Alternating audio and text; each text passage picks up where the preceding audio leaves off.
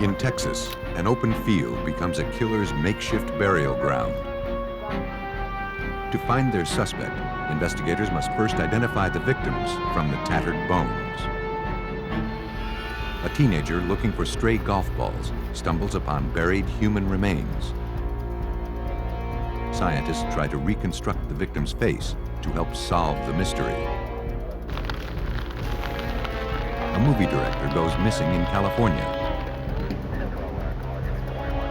But before police can prove murder, they have to find the victim's body.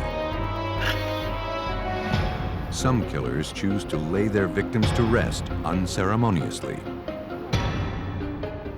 Investigators must then rely on forensic examiners to uncover proof of murder and expose the killer's buried secrets.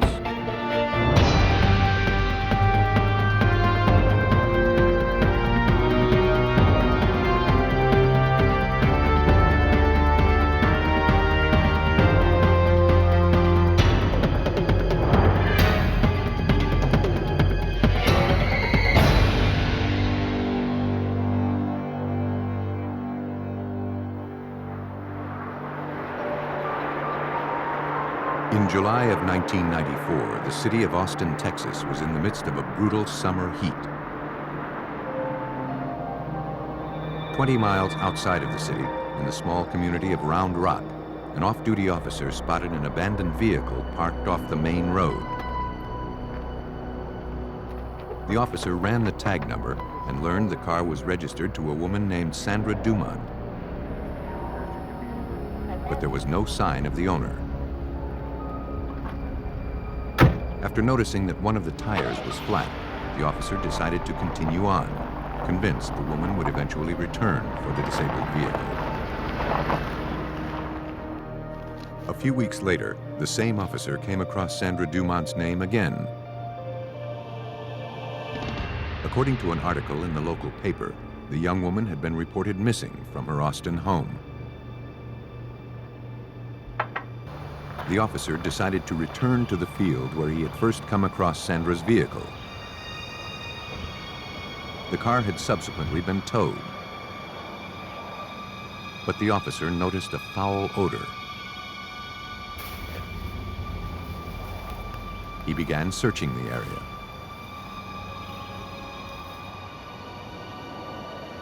Nearby, hidden in some overgrowth, he found a woman's shoe.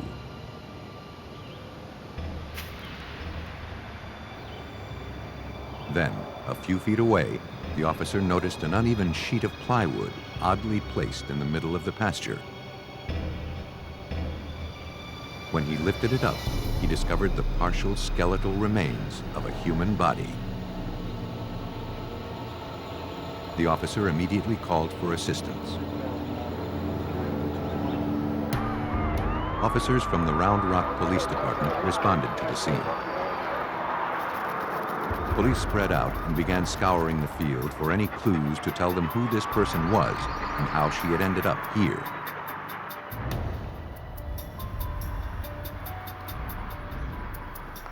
A 100 yards away from where the skeletal remains were discovered, investigators found another human skull.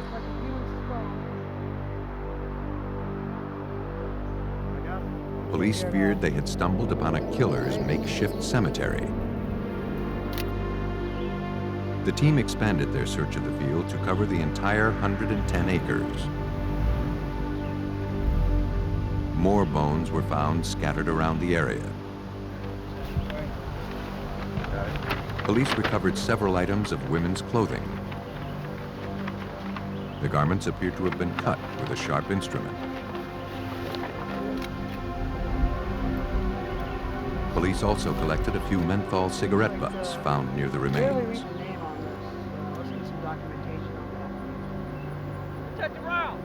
As the search for evidence continued, a young woman arrived at the scene, wanting to speak with detectives. She had been watching live media coverage of the search and feared that one of the victims was her missing friend, Sandra Dumont. She said the last time she spoke with her, Sandra was going out on a date with a man named Roger. The friend had never actually met Sandra's new boyfriend and wasn't sure of his last name. When Sandra went missing, the friend retrieved her address book. When she found it, it was open to the name of Roger Fain. Who do you think he was dating? It looks like there's a name in it. But until investigators could positively identify the victims, the information was of little value. Let's go ahead and document this. Using the dental records of known missing persons in the area, the medical examiner was able to establish both victims' identities. Sandra Dumont was one of them. The second victim was identified as Darlene Anderson, a 38-year-old Round Rock native who had been reported missing by her husband a month earlier. Both women appeared to be the victims of homicide. To determine how they died, forensic anthropologist Dr. Susanna Dana studied the bones. You're looking for signs of trauma on the bones. You're looking for evidence of any kind of blunt force injury to the bones that would have produced fractures. You're looking for cuts in the bones that could be due to knives or a sharp instrument. You're looking for holes in the bones, especially the skull, which could be due to a gunshot wound. Sandra Dumont's skull had such a wound. She had been shot at point-blank range by a .22 caliber weapon. Dr. Dana also found a fracture to Sandra Dumont's jawbone. And bloodstains on the mandible suggested that the victim had bled as a result of the injury. That meant the injury occurred prior to death. It was consistent with a blow to the mandible, directly to the mandible by some blunt object, possibly a fist or a large stick or a large piece of wood, or like a bat can produce that kind of injury. Looking for any trace of the killer that may have been left behind, forensic examiner Steve Robertson carefully scoured the clothing found near Sandra Dumont's remains. He found several tears and cuts. But the lack of blood found around the holes suggested that the garments had been cut from her body prior to her death. It appeared that Sandra Dumont had been tortured before being murdered. Detectives from the Round Rock Police Department feared they were dealing with a serial killer. Lieutenant Dan LeMay began looking into Sandra's background for clues to the killer's identity. Sandra Dumont was 39 years old and living in the Austin area. She had a degree and was a very well-educated woman. She actually was employed as a blackjack dealer and was looking for better employment, attempting to better herself. From all accounts, she was a very nice person. Everybody liked her quite a bit. Detectives traveled to the Austin club where Sandra was working the night before she disappeared. Co-workers said that Sandra had received a call during her shift that night. While on the phone, she seemed agitated and upset. The co-workers overheard her making plans to meet with someone. They believed it was her boyfriend, but they were not certain. When Sandra finished the conversation, she asked the manager if she could take off early. The manager agreed. He never heard from Sandra again.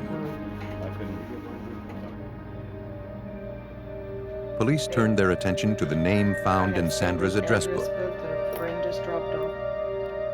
Investigators learned that Roger Eugene Fain had been a suspect in the disappearance of Darlene Anderson, the other victim unearthed at the pasture. Though police had been unable to tie him to her disappearance, something else now caught their attention. Roger Fain lived in a neighborhood just a short distance away from where the two bodies had been discovered.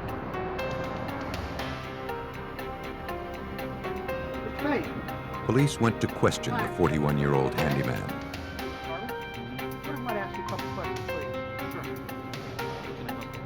He claimed he didn't know anyone named Sandra Dumont, and he couldn't explain why his name was in her address book. Insisting he had nothing to hide, Fain gave detectives permission to search his truck. Investigators recovered cigarette butts and a few stray hairs from inside the cab. When asked about the injury to his arm, Fain stated he'd injured his wrist when the heavy lid of the large toolbox in the flatbed of his truck fell shut on it. But a rubber gasket, which lined the lid of the toolbox, made police suspicious of the story. Investigators forwarded what little evidence they had recovered to the crime lab. Trying to verify his statements, investigators contacted Fain's friends and associates. Mr. Fain told several people that he'd injured his hand by dropping the lid of his truck toolbox on it. He also told at least one person, I believe, that he caught it in the hood of his truck. I seem to remember that he told one person he injured it at work, and it was some type of workman's comp claim. I think that the total numbers were something like 7 totally different stories to 9 different individuals on how he injured his hand. The inconsistencies convinced the police that Fain was trying to hide something. Investigators hoped the hairs and cigarette butts recovered from Fain's truck would tell them what that was. Examiners at the Texas Department of Public Safety Crime Lab compared samples of Sandra Dumont's hair to those found in Roger Fain's truck. They didn't match. The cigarette butts found in Fain's truck, however, were determined to be the same menthol brand as the butts recovered near the buried bodies. But the cigarette butts recovered from the pasture were too degraded for a more comprehensive DNA analysis.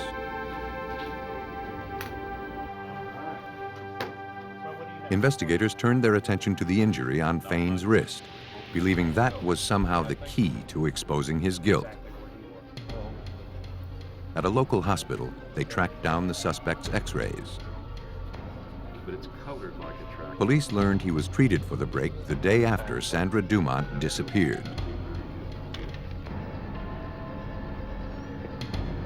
The x-rays were sent to forensic anthropologist Dr. Susanna Dana.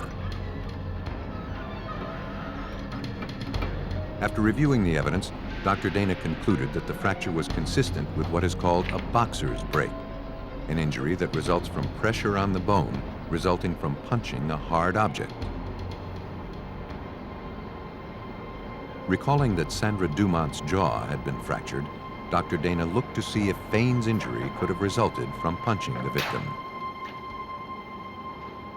In my opinion, it's very consistent with that injury to her mandible occurring from a closed fist, and he had a broken bone in his fist, occurring around the same time that this individual had disappeared. Though circumstantial, the information was enough to allow investigators to obtain a warrant to search Fain's home. There, they recovered a leather pouch containing .22 caliber rounds, the same size as the bullet hole found in both victims' skulls. Police collected everything they could, including a roll of undeveloped film. Evidence technician Steve Robertson explains. I collected it because we were hoping to find a photograph of the victim in this house, since he had denied knowing her. The search team sent the undeveloped roll to the crime lab for processing. To their disappointment, the roll contained no photographs of Sandra. But then, examiners noticed something odd. 2 of the pictures were of the pasture where the victims' bodies had been recovered. Investigators noticed a dark mass in the middle of the photographs. On closer look, they realized it was the exact spot where Sandra Dumont's remains were lying. Like many other killers, Roger Fain had been compelled to keep a memento of his crime. That was incredible. It was the first time that I really believed we would be able to get the conviction on that case. Roger Fain was placed under arrest and charged with the murder of Sandra Dumont.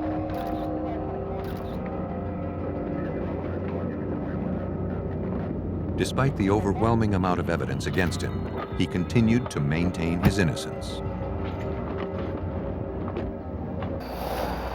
Police believe that on July 24, 1994, Sandra left work early to meet with her new boyfriend, Roger Fain. But the killer had other plans. Fain lured Sandra to the pasture, where he beat and then shot her to death. He buried her remains and then calmly walked home, leaving Sandra's car in plain sight. On April 2, 1995, a Texas jury found Roger Eugene Fain guilty of the first-degree murder of Sandra Dumont. He was sentenced to life in prison. Police are still searching for evidence to connect Roger Fain to the murder of Darlene Anderson.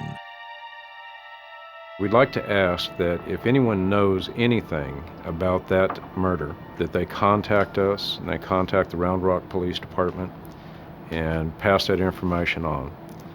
We're concerned, because of the type of offender that Mr. Fain is, that there may be other victims that we're unaware of. There may be other criminal behavior that we don't know about. Though Roger Fain never told anyone about his crime, he betrayed himself with the lies he told and the photographs he took. But even when killers brag about a murder, police must still rely on solid physical evidence to win a conviction. On May 8, 1996, a teenager near Fort Worth, Texas, scoured the wooded areas of a golf course looking for stray balls. He noticed something unusual protruding from a dirt mound. As he approached, he realized it was the skeletal remains of a human hand. In Tarrant County, Texas, a teenager searching for stray golf balls had stumbled upon buried human remains. When investigators responded to the scene, it was clear they had unearthed a clandestine grave, one constructed to conceal a violent murder. The male victim had suffered massive trauma to the skull. Advanced decomposition made it difficult to discern any identifiable features. Technicians began scouring the dirt in and around the grave, searching for any clues to the man's identity. They recovered a metal cross necklace still draped around the victim's neck. But little else was found. Frustrated, investigators left the scene unsure who they had unearthed and why he had been murdered. With only bones to work with, medical examiners began searching for answers. In addition to the blunt force trauma to the skull, there were several nicks observed on the victim's ribs. This led the team to conclude that the male victim had been stabbed to death. Other than a red scorpion tattoo on the victim's shoulder, no identifying features remained. Examiners knew that determining when this victim died would be critically important in helping to establish his identity. Tarrant County Chief Deputy Medical Examiner Mark Krause looked to the victim himself for clues. The deeper parts of the body were turned to adipocere, which is sort of a rancid soap-like material that takes, in this part of the world here in that time of year, takes a minimum of about 5 to 6 weeks to begin to accumulate to the degree we were seeing it. Tarrant County Police released the few details they had on this John Doe to law enforcement agencies throughout Texas. hoping that the information would spark recognition from the public. The tactic appeared to work. Several people called in, hopeful their missing loved ones had been found. But in the end, none of the characteristics of the body found at the golf course matched details of known missing persons. According to Tarrant County Detective Mike Hargis, until police could give this victim a name, making a case for murder would be difficult. It's very frustrating not to know who your victim is, because it doesn't really give you a starting point. Your starting point is usually their identity, so you can start tracing their background. We have to do a victimology, find out who your person is, what their risk level is, who they associate with, where they hang out at, things of that nature. And that can also tell you a lot about who might have been involved in their murder. And so it's very frustrating not to know where to start. They turned back to forensic examiners for help. Forensic anthropologist Dr. Dana Austin was asked to create a biological profile of the victim. And though there wasn't much to work with, Dr. Austin can learn a lot about an individual by studying their skeletal structure. From the width of the brow ridge and other facial features, Dr. Austin concluded that the victim was a Caucasian male. Next, she needed to determine the victim's age. In this case, in order to estimate the age, it was obvious that this person was not fully mature skeletally. There are gaps in between these bones that in an adult it would be completely fused. Dr. Austin concluded the victim was between 17 and 21 years of age.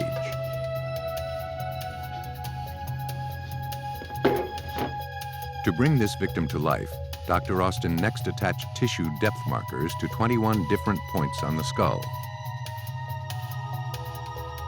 These markers reflect the average thickness of skin for people of similar race, age, and sex.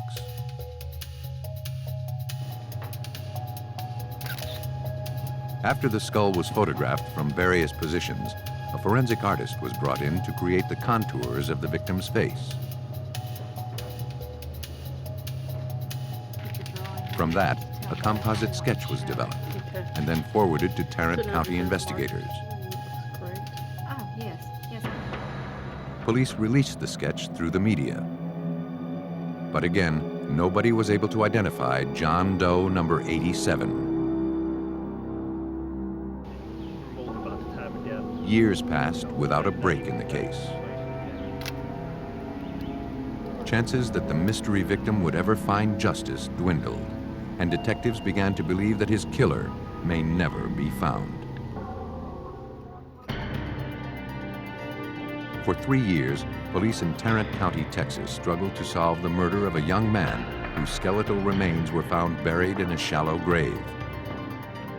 Though forensic examiners had given John Doe a face, his identity and the circumstances surrounding his death remained a mystery.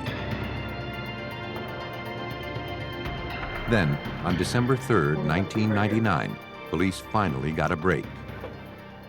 A woman in nearby Fort Worth came in to speak with police.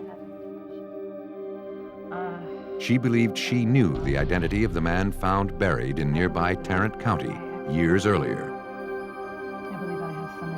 She explained that around that time, she and her boyfriend, James Moore, were in the process of moving into a different apartment. While packing up their belongings, James and his best friend, Eric Tadana, began laughing after finding a newspaper article they had saved from a few months earlier. When the girlfriend asked what was so funny, the men showed her an article about a body found buried at a local golf course. They told her the unidentified victim was an acquaintance of theirs, a 20-year-old man named Patrick Zaka. Fort Worth police quickly forwarded the information to authorities at the Tarrant County Sheriff's Department. Homicide detective Mike Utley, assigned to the cold case squad, jumped on the lead. To verify the information, he began searching the database for a Patrick Zaka. Though no one with that first name was in the system, several other Zakas were listed.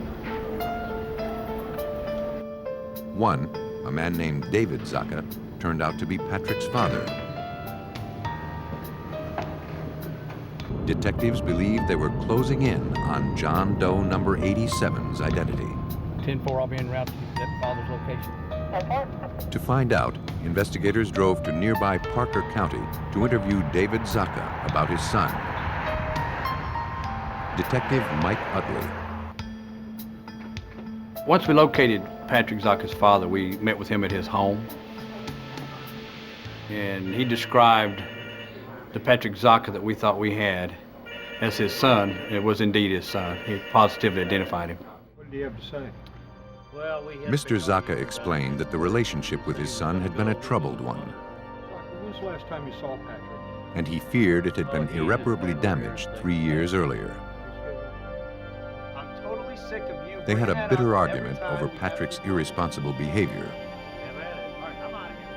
Talk to you again. Though he loved his son, David Zaka kicked Patrick out of the house and told him not to come back until he grew up. For Thanksgiving. The last David heard, Patrick had gone to live with his mother in Well, Alaska. we had a big argument about He had not heard from his son since. To confirm the identity of John Doe number 87, forensic anthropologist Dr. Dana Austin compared known X-rays of Patrick Zaka to those taken from the murder victim. She found a perfect match. Investigators now shifted their focus to finding Patrick Zaka's killer. Yeah, I've been looking at the X-ray. They began by questioning the witness who believed her boyfriend, James Moore, and his friend, Eric Tadana, had been involved in the murder. Though she was now reluctant to cooperate, investigators persisted. Finally, she explained that Moore, Tadana, and Zaka were members of a loosely organized gang known as the BLP. The gang dealt drugs, committed burglaries, and partied together. But according to the witness, Patrick soon fell out of favor with his peers. And other crew members felt that Patrick Zaka was a little too preppy, too good looking. He dressed too nice. He just didn't really, they determined didn't fit into their plans for their crew. According to the witness, in the spring of 1996, James Moore and Eric Tadana decided to do away with him. One evening, the three went to the golf course to collect hallucinogenic mushrooms that grew nearby. You get the show. They took a shovel as well as a baseball bat for protection. The girlfriend told detectives that Moore and Tadana returned a few hours later without Zaka. Though the information was incriminating, investigators realized that for the witnesses' statements to be useful, they needed to find a way to corroborate the story. In a local jail, detectives tracked down a former member of the BLP, currently serving time on a drug charge. He had information about Patrick's murder. He said that soon after Patrick disappeared, James Moore had shown him a baseball bat. On it were teeth impressions that Moore claimed were from the victim. Detective Mike Hargis. James Moore would point out marks on the bat and say these are the marks that were caused by Skippy's teeth. And they all had referred to Patrick Zaka as Skippy. So he would show it to them and laugh about it and just generally brag about what he had done and how he'd done it. The information provided investigators with enough probable cause to take James Moore and Eric Tadana into custody for suspicion of murder. Police also obtained warrants to search their homes. After placing James Moore in custody, police began searching his residence for proof of murder. Hey, detective. They collected several baseball bats. Detectives were certain that one in particular was the murder weapon. The reason I knew it was the same one because of the teeth marks about halfway down. That was important again because anytime we conduct an investigation, we're always looking for corroboration. We always look for the proof that what people say is actually so. And when we found the bat, that showed us that we were in the right place. The evidence was forwarded to the crime lab for a closer look. A few miles away, police spotted Eric Tadana driving his vehicle. He was also taken into custody and transported to the Tarrant County Jail for questioning. While the suspects awaited interrogation, criminalists inspected the baseball bats. Forensic anthropologists positively identified the gouges on one of the bats as human teeth marks. Though they could not say with certainty that the marks had come from Patrick Zaka's teeth, the finding corroborated the inmate's testimony. Investigators had no doubt that they had Patrick Zaka's killers in their custody. When presented with the charges of murder and the evidence amassed against him, James Moore refused to make any statements. Instead, he requested the presence of his lawyer. But Eric Tadana was a different story. Fearing that his friend James Moore would accuse him of being the killer in order to avoid the death penalty, Tadana agreed to talk. He confessed to being a participant in the murder of Patrick Zaka, and he was willing to testify that it was all James Moore's idea. According to Tadana, he and Moore took Zaka to the golf course not to look for hallucinogenic mushrooms, but to kill him. When they were in a secluded area, Moore struck with a baseball bat, hitting Zaka several times in the head. Tadana joined in, stabbing Zaka repeatedly, finishing the kill. The killers then dug a shallow grave with the very shovel Zaka had carried. They buried their secret and left to go to a party. James Moore and Eric Tadana pled guilty to the murder of Patrick Zaka. James Moore was sentenced to 20 years in prison. Eric Tadana received 45 years.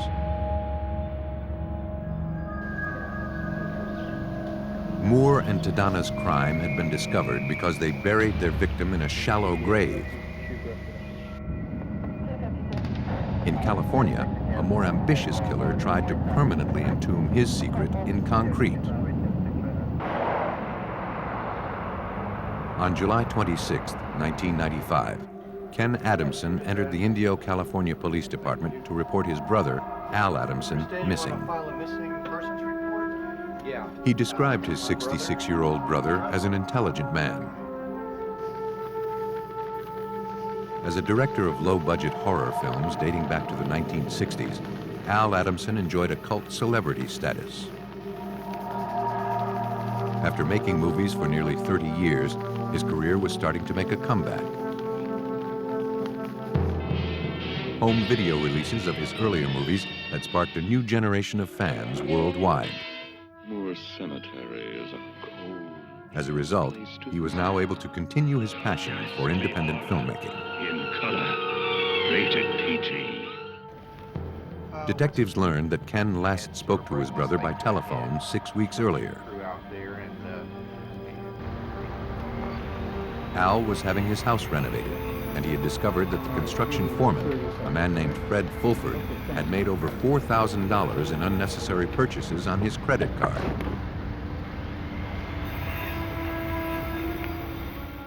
Ken told police that his brother was not happy.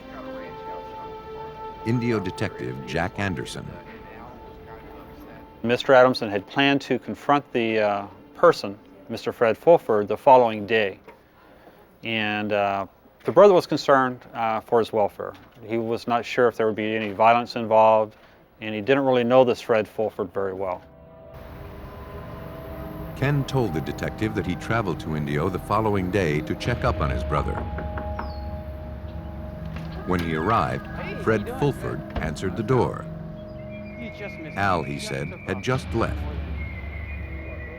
When Ken asked to use the bathroom, Fulford refused to let him in, saying he had just retiled that floor and it needed time to settle.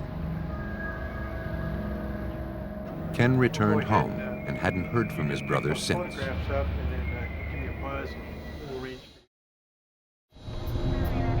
Though 6 weeks had passed since anyone had contact with Al Adamson, there was no evidence suggesting he had met with foul play. Still, Indio police agreed to look into the case. They went to Al Adamson's home to look around. There, they were met by a man who identified himself as the property caretaker. He said that Fred Fulford had hired him to watch the place while the renovations continued. Fulford, he explained, had left on a trip to Florida in Al Adamson's pickup truck a few weeks earlier. He hadn't seen Al in a while either, but believed the director was away scouting locations for an upcoming film. Detectives asked to look around the residence. The bedroom closet was mostly empty, and the lack of suitcases led the officers to speculate that Al Adamson had simply gone on a trip. Investigators examined the master bathroom that Fulford had prevented the director's brother from using 6 weeks earlier. The floor of the large room was covered with new tiles. We were able to get permission to walk through the house and did not notice anything out of the ordinary. There was no unusual activity or signs of any struggle or anything like that. Detectives began interviewing Adamson's neighbors. One nearby resident, a woman who cleaned Al Adamson's house, had information. She said that the day after Al Adamson was last seen, she saw Fred Fulford and some of the workers removing a jacuzzi from the master bathroom.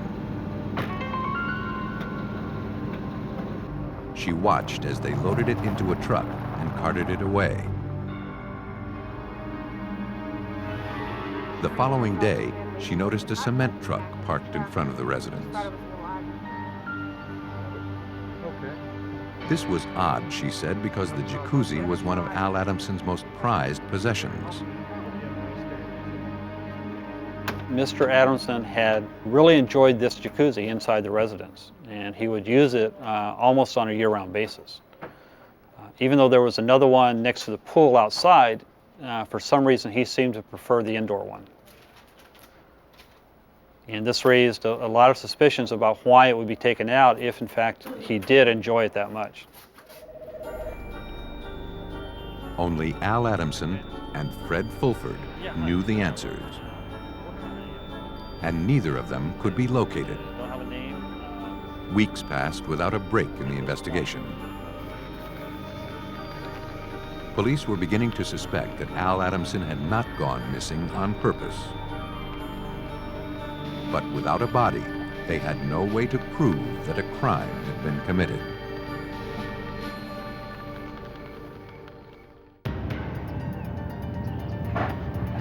Police in Indio, California continued their search for cult movie director Al Adamson, reported missing 6 weeks earlier by his brother. Though investigators suspected that Fred Fulford, the man hired to renovate Adamson's house, was involved in the disappearance, they lacked proof that a crime had taken place. And Fred Fulford was nowhere to be found. While reviewing statements made by Adamson's cleaning woman, one peculiarity caught investigators' attention. Al Adamson had 2 jacuzzis in his residence. This is the area and the one that he used regularly, located in the master bathroom, had been removed by Fred Fulford the day after Adamson disappeared. A jacuzzi that had been inside the residence had been removed, and subsequently the floor was filled in and tiled over. This raised our suspicion that he possibly was buried inside the residence. Investigators obtained a search warrant for Al Adamson's home. All right, we'll meet you out there in about 30 minutes. Armed with picks and shovels, the team returned to the residence, looking to uncover proof of murder.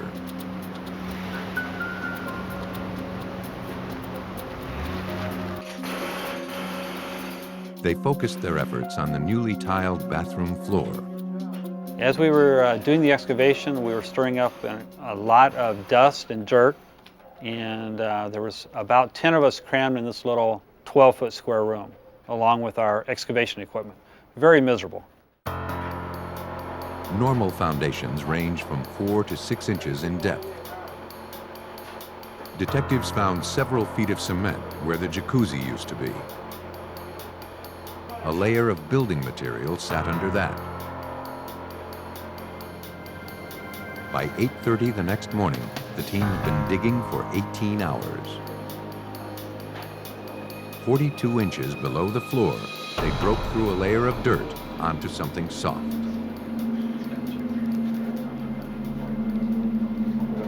Someone had buried a comforter under the concrete.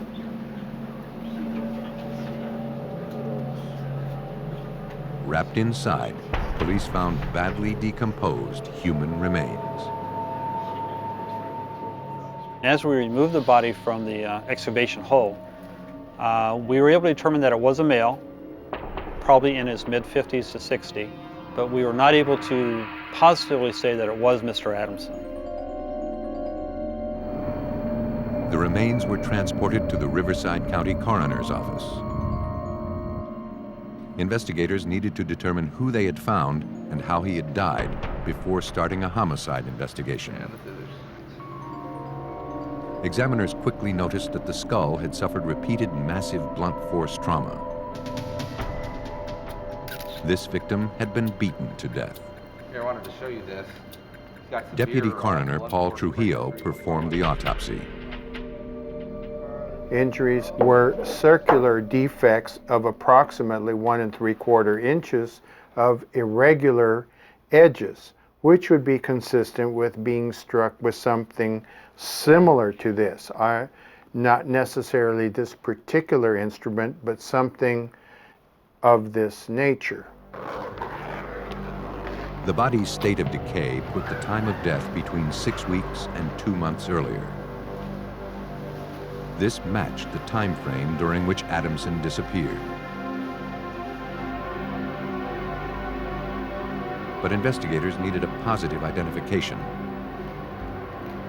They had no DNA samples from Adamson to match to the body, and fingerprinting was impossible because of the advanced deterioration. This left only the use of dental records. Forensic odontologist Dr. Gordon Freeman was brought in to help. But there were no known dental x-rays of Al Adamson's teeth that could be used for comparisons. All investigators had found were written records made by Adamson's dentist a few years earlier. But fortunately, he had meticulously documented the condition of Adamson's teeth. Though it wasn't a lot to work with, Dr. Freeman began his comparisons. The first thing we check for are the teeth present. The teeth might be been extracted, they may be present. If they are present, what we check for is dental fillings, whether they're silver dental fillings. They may have had done some crown work, whether gold crowns or porcelain crowns. In the case of the Adamson case, what we had to work with, we also had 2 removable partial dentures, both an upper and lower partial denture. All of the unique features of Adamson's teeth noted in his charts matched those of the victim found buried under the tile floor. There was no doubt that Al Adamson had been found. Police believed that Fred Fulford was behind the macabre murder and burial. But with no weapon and only circumstantial evidence pointing to his guilt, investigators were a long way from proving murder.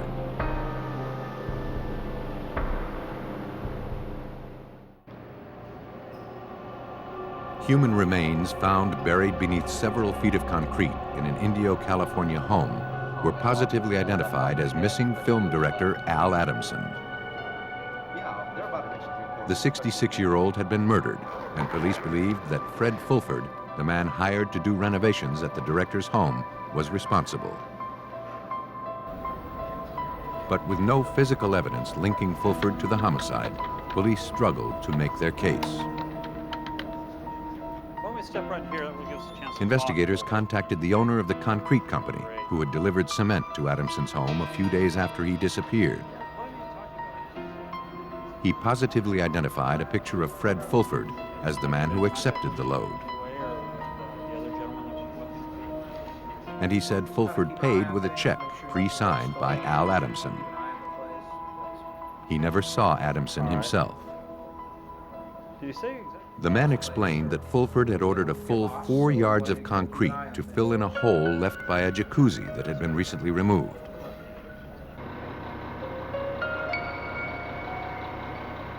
The workers offered to help him wheel in the load, but Fulford declined. The man thought it was odd that Fulford insisted on wheeling all of the heavy concrete into the house by himself. But for police, it made perfect sense. Fulford was trying to keep everyone away from a crime scene.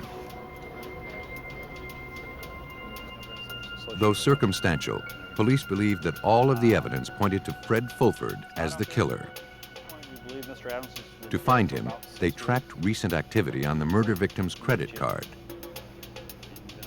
It's going to be a long process. The charges were being made 3,000 miles away at a Florida motel. A lot of that may have been due to the extreme heat.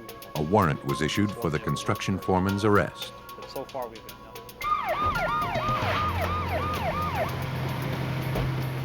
When Florida police spotted Fulford still driving Al Adamson's pickup truck, they moved in and placed him under arrest.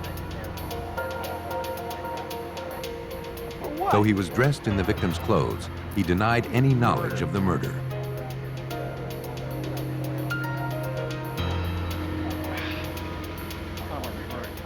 He was extradited to California, where he stood trial for the murder of Al Adamson.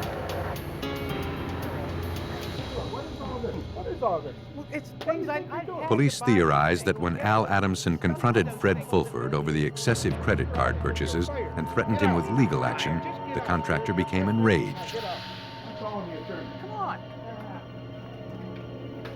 Using a blunt instrument, likely one of the many hammers lying around the residence, he beat Adamson to death.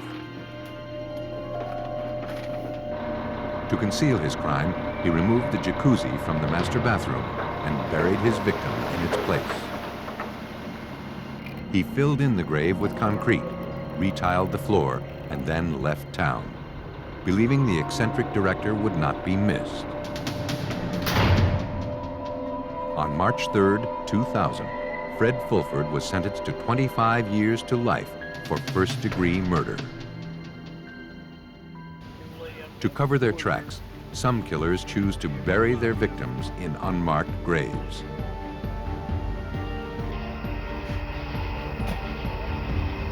But the dirt cannot always hide their crimes. With the help of forensic scientists, investigators can unearth the smallest of clues and uncover a killer's buried secrets.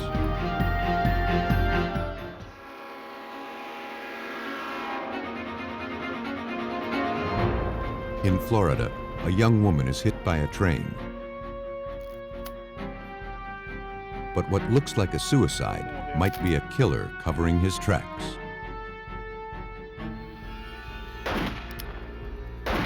A woman disappears from her Arizona home. With no body, police must rely on a few drops of blood to determine her fate. In California, police are called to the scene of a grisly double homicide. Only forensic examiners can prove whether it was the result of self-defense or cold-blooded murder. Some killers go to great lengths to manipulate a crime scene. But the truth is hard to disguise, and forensic examiners can see through the deception, especially when it's written in tainted blood.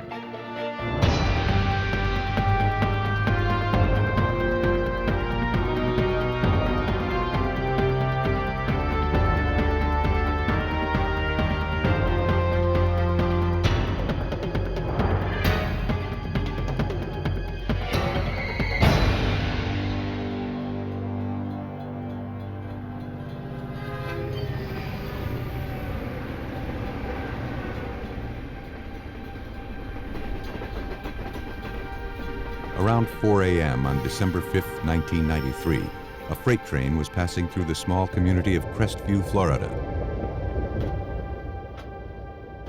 On an isolated stretch, the engineer noticed something lying across the tracks up ahead. It looked like a human body. He frantically sounded the whistle and struggled to stop the train.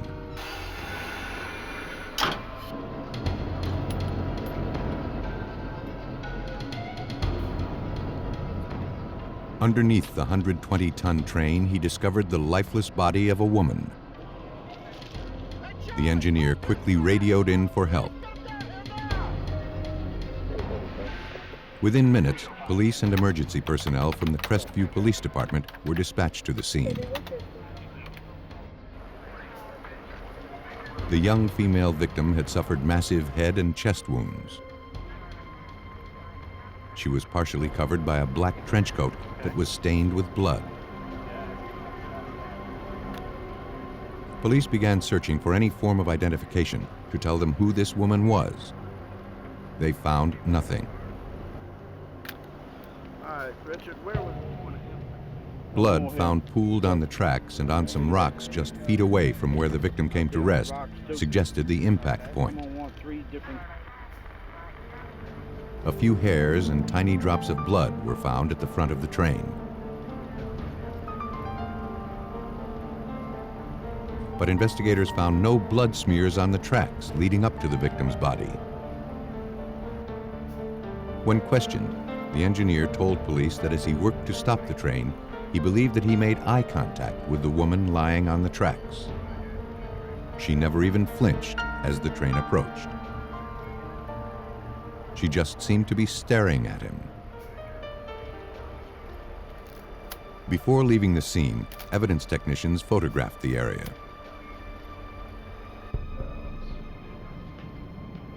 At autopsy, the medical examiner determined the cause of death to be severe trauma to the unidentified victim's head and chest.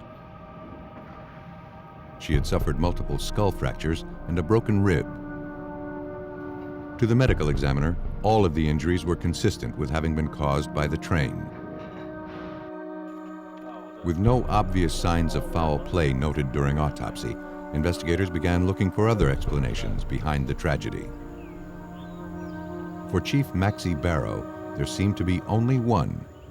We were thinking that it could possibly be a suicide. It could be somebody who was depressed and laid down on the railroad track and let a train run over him.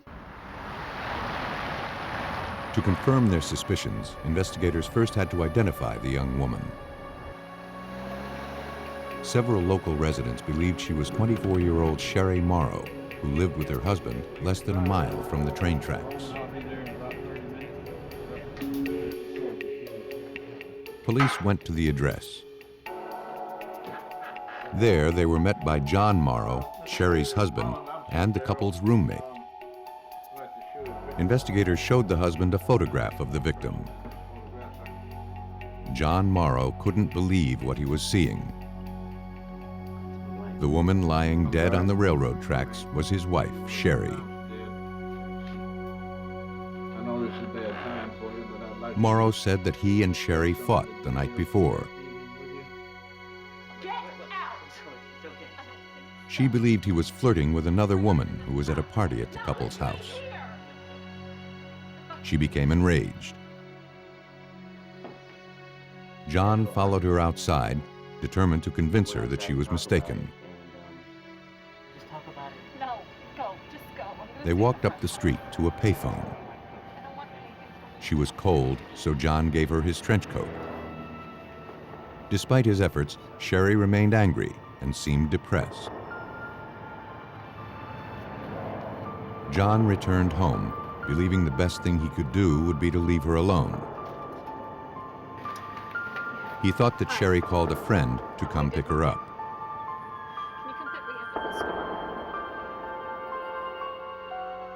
John never imagined that she would take her own life. The couple's roommate corroborated John's story. Came back around 12:15. The husband's account, in addition to the autopsy finding, left investigators with no reason to doubt the suicide theory. The investigation into Sher Marrow's death was ready to be closed. The following day, however, Sher Marrow's mother came in to speak with police. Okay, your daughter was married? She could not accept that her daughter had taken her own life. John, she said, had had numerous affairs that Sherry found out about. As a result, Sherry had decided to end the turbulent marriage. Recently, she had begun searching for her own place so she could be closer to her mother. And though Sherry was upset to learn of her husband's infidelities, her mother was certain that she would never have killed herself. In fact, Sherry was prepared for a costly divorce, which John desperately wanted to avoid. It's not unusual for the family of a suicide victim to determine that, or to say that they didn't commit suicide. But in the case of this victim, her mother was pretty convincing to me that that this victim didn't do that and wouldn't have done that. Despite their new suspicions, investigators found no evidence suggesting that Sher Marrow had met with foul play. Almost a month after she was discovered along the railroad tracks, the young woman was laid to rest. Over the next several years, investigators interviewed dozens of Sherry's friends looking to uncover proof that she had been murdered. But they found nothing. The investigation into Sher Marrow's death ground to a halt. The case was handed over to Crestview Police Lieutenant Jerome Worley. Determined to breathe new life into the investigation, he began re-interviewing the couple's friends and associates, starting with their roommate. The roommate again corroborated the story John had given 2 years earlier. On the night Sherry died, he said John followed her after she stormed out of the house in anger. But he returned soon after and never left the house again. Detectives sensed that the roommate wasn't telling the truth. Under threat of prosecution, he changed his story. John, he said, was sick of his wife, and he often bragged about how easy it would be to kill her and to make her death look like a suicide or an accident. He said that on the night Sherry died, John was gone for hours after leaving with her. When he returned, John was agitated. His knuckles were red. And he told the roommate, "It's done." Though the roommate's testimony confirmed investigators' suspicions that John Marrow was involved in his wife's death, Lieutenant Worley knew it wouldn't be enough to prove murder. The roommate would be contradicting himself with a new statement, and it would just be his word against the husband's word in court. So we knew we'd have to have some physical evidence to prove the case. But with the victim laid to rest and little evidence recovered from the scene, finding proof of murder would not be easy. For nearly 3 years, police in Crestview, Florida struggled to make sense of the death of 24-year-old Sher Marrow. Though all of the evidence suggested she had taken her own life by lying in front of an oncoming train, investigators suspected that her husband, John Morrow, had murdered her. But they didn't have a shred of proof. Investigators forwarded what little evidence they had to the Florida Department of Law Enforcement Crime Lab in Pensacola. There, examiner Jan Johnson, an expert in bloodstain pattern interpretation, began examining photographs of the scene and the victim's clothes. Starting at the place where Sher was struck by the train, Johnson began analyzing the bloodstains. Generally speaking, if you would have a body lying on a railroad track and the body's still, there's no movement. So therefore, when the train would strike the victim, you would have spattered blood at that point of impact. But in the photographs, there was no blood spatter at that spot. The blood was pooled. For Johnson, the only way to explain the findings was that Sher was already bleeding when she laid down on the tracks. The lack of any blood smeared along the tracks leading up to Sher's body was also troubling. If it was a train striking a woman lying on the railroad tracks, I would expect to see a trail of blood leading from the point of impact to the final resting place. In fact, no bleeding had occurred from any of the wounds caused by the train. That would only make sense if she was dead at the point of impact. Once your heart stops, the blood flow ceases. So therefore, any injury that occurs after that fact, you will have very little bloodshed.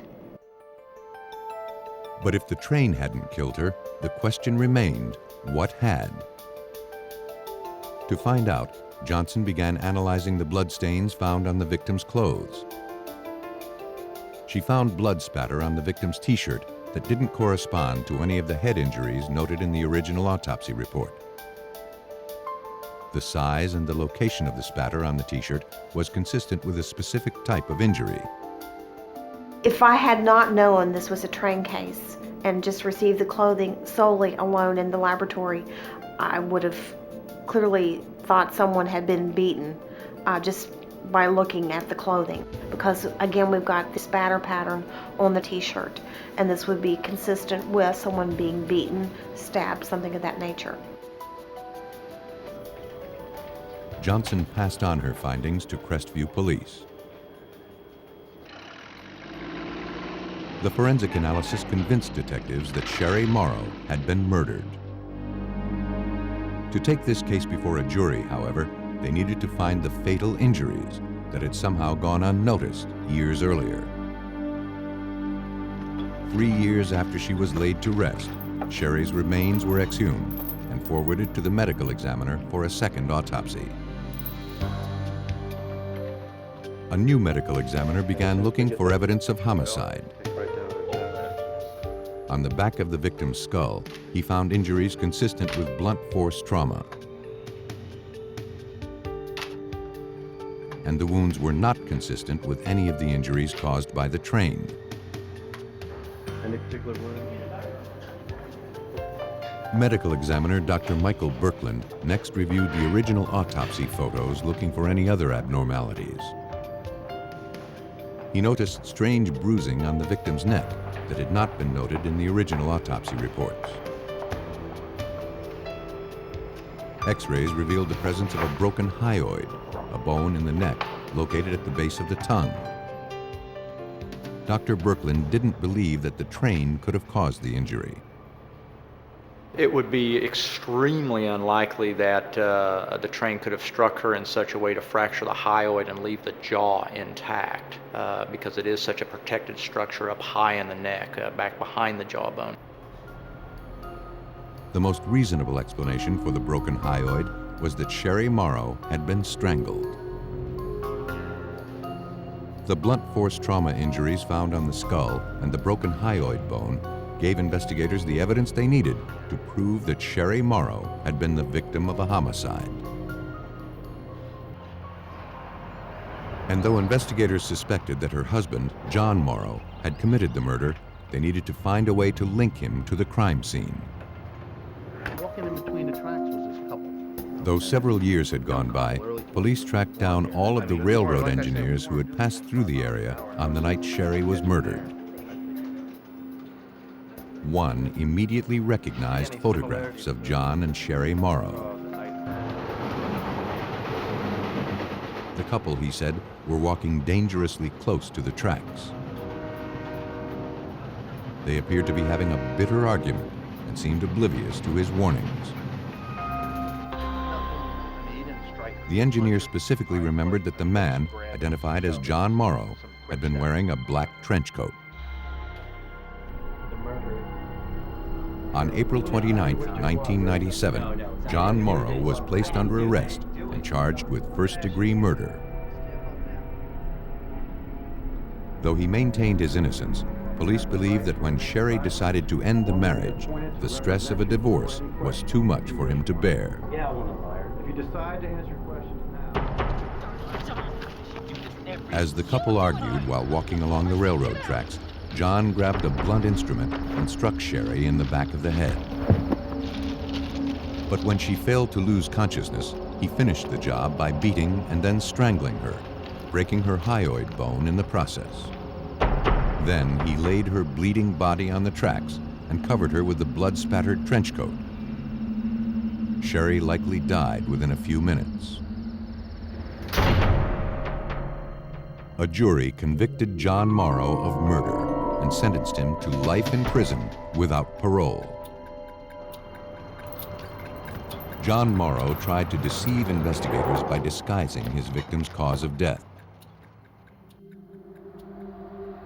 In a suburban community just north of Phoenix, Arizona, investigators would have to prove murder without the victim's body.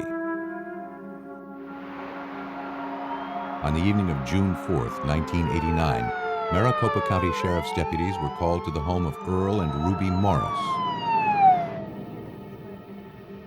The couple's daughter, Cindy, was concerned that something had happened to her 49-year-old mother, Ruby.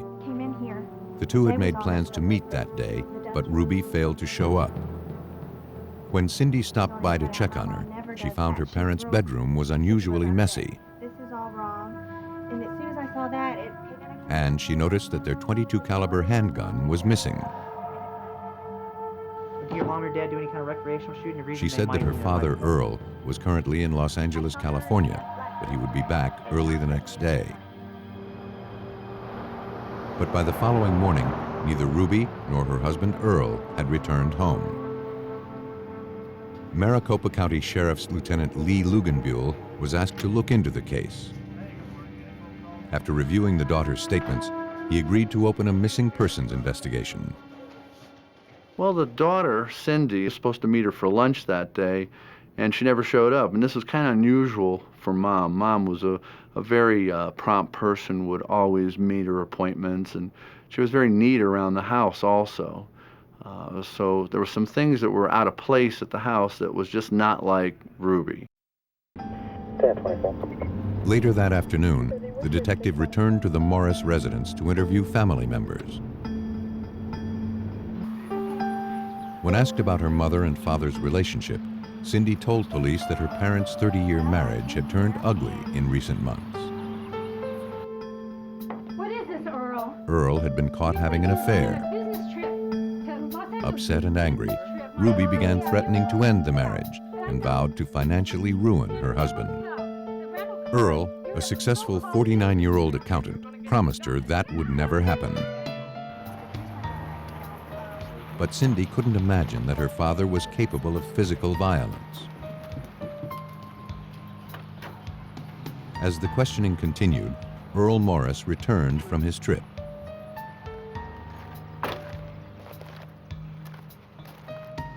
Cindy commented that he wasn't driving his own car. Morris? Yes, sir. Earl explained that his car, an El Camino, had broken down some 200 miles from home on the drive back from Los Angeles. After several hours stranded on the road, he managed to hitch a ride to Phoenix Sky Harbor Airport. There, Earl said he rented a car to get home. But almost immediately, the detective was suspicious of Earl's story. I looked at his clothes and his general demeanor too. He was neat. He didn't appear to be out, trying to flag down a car. He was all put together. The detective also noticed new airport tags on Earl's luggage, suggesting he had flown, not driven, from California. And the luggage tags originated from San Diego, not Los Angeles. With his suspicions raised, the investigator questioned Earl about Ruby's disappearance. Though he couldn't explain why the couple's .22 caliber gun was missing, he seemed unconcerned about his wife's whereabouts. Ruby, he said, would often take off for days on end without a word. Earl told me he didn't think it was unusual for Ruby to be gone for a couple days, that she had the wherewithal, credit cards, be able to go out, visit other people, and to leave. So he, again, was saying like it was no big deal that she was gone.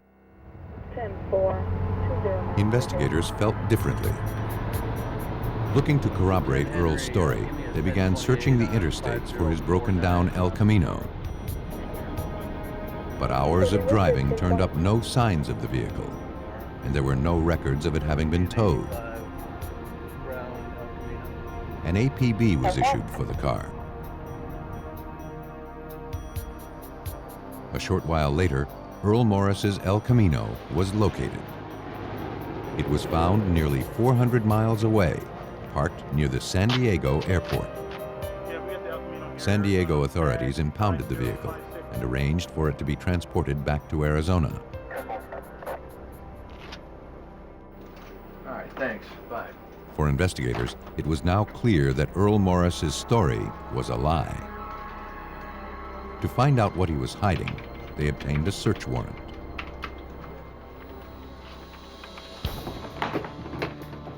Later that evening, police returned to his residence. Having observed no obvious signs of foul play, investigators began scouring the bedroom for trace amounts of evidence. They discovered several bloodstains on the carpet near the bed. Maricopa County Sheriff's Crime Lab Supervisor James Serpa noticed something odd about their appearance. We saw visible signs that the carpet nap in the master suite had been disturbed in a circular pattern, which could indicate the use of a carpet cleaner. Technicians also found a fine mist of blood spatter on the headboard of the couple's bed. The evidence was collected and forwarded to the crime lab for analysis. For investigators, the discovery of so much blood was not encouraging. The amount of blood in the master suite was a significant amount of blood, and someone would have been at least direly wounded, if not deceased. Though investigators believed that someone was Ruby Morris, they soon learned that the blood recovered from the house was too degraded for a definitive DNA analysis. Technicians began scouring Earl Morris's vehicle for clues. The search revealed the presence of several large bloodstains on the passenger side carpet. The samples were collected and sent out for DNA testing. Though the analysis would take time, police speculated that Earl Morris had murdered his wife, then transported her body in his El Camino. And that meant Ruby's body could be anywhere between Phoenix and San Diego. As investigators began the daunting task of trying to pinpoint Ruby's remains, one of the couple's daughters came forward with information. Earl owned a boat, and he kept it docked in San Diego. Believing there had to be a connection, police contacted authorities there. A few days later, San Diego Harbor Police forwarded a video cassette to Maricopa County investigators. The tape, shot the same day that Ruby was reported missing, showed a boat burning at sea. And authorities had positively identified it as belonging to Earl Morris. For detectives, the significance was clear. We speculated that Earl rented another boat to tow out his boat and actually set it on fire to hide the body of Ruby and also the murder weapon at that time. The boat ultimately sank in treacherous waters too deep to be recovered. Despite the clumsy lies Earl Morris was telling police, it looked like he just might get away with murder. Detectives in Maricopa County, Arizona, were convinced that Earl Morris had murdered his 49-year-old wife, Ruby, and then entombed her in a watery grave several hundred miles away off the California coast. But without a weapon or the victim's body, they would have to rely on the forensic evidence to prove murder. And first, they would have to show that blood found in Earl's El Camino belonged to his wife.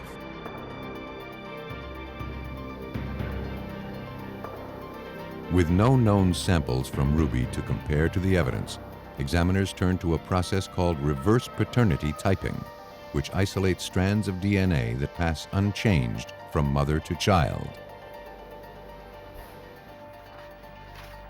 Maricopa County Sheriff's Crime Lab Supervisor James Serpa then compared the genetic profile of the samples collected from the El Camino to those generated from Ruby's two daughters and from her siblings.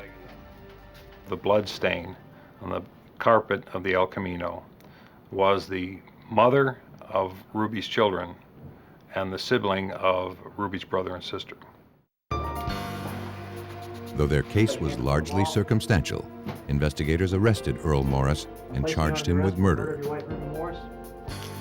Through his lawyer, Earl refused to make any statements. As the trial approached, investigators struggled to come up with more incriminating evidence against Earl Morris. But they found little else. Then, word came in that Earl Morris wanted to talk. He admitted he had been lying to authorities, but he said it wasn't to cover up his wife's murder. I walked into my bedroom. Ruby, he said, had killed herself.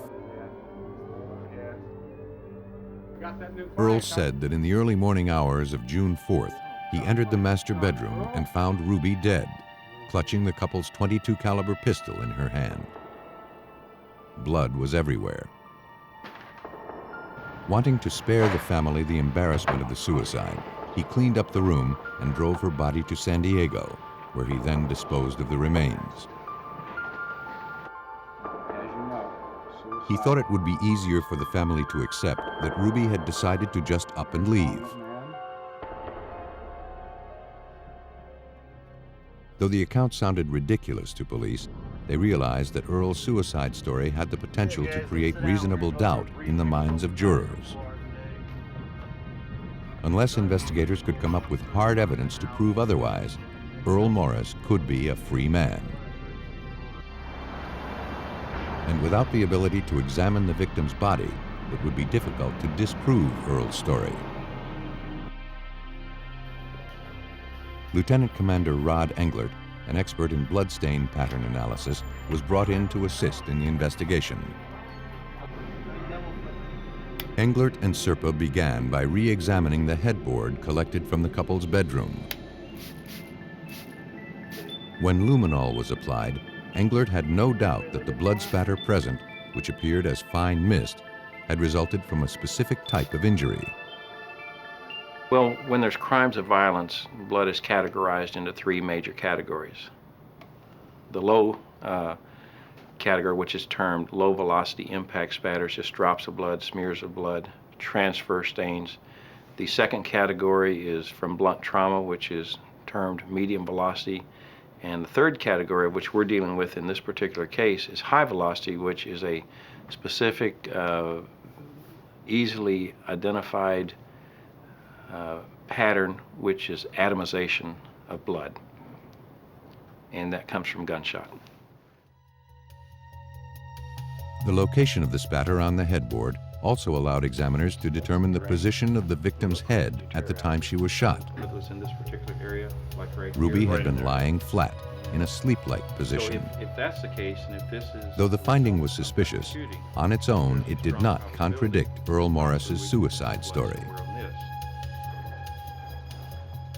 After thoroughly photographing the bloodstains, Englert began looking for any abnormalities in the patterns. Something immediately caught his attention. As you look at the headboard, a left to right direction, you have a pattern of blood going up that direction, you have another pattern of blood overlapping it and going in another direction. So you have there two conditions that don't occur at the same time. The bloodstain patterns indicated that Ruby had been shot at least twice. And if she had taken her own life, as Earl claimed, that would have been difficult to do. Well, first of all, Ruby Morris would have to been able to cock the hammer on the gun, which I'm told was a single action revolver 22. After a shot to the head, to a large source of blood, would have to be able to cock it again and possibly even a third time. And that's not likely. Investigators agreed. Based on the forensic analysis, there could be little doubt that Ruby Morris had been murdered. Police believe that to avoid the financial ruin from a divorce, Earl Morris chose to kill his wife. As Ruby lay sleeping in the couple's bed, he pulled out the .22 caliber pistol and shot her several times in the head.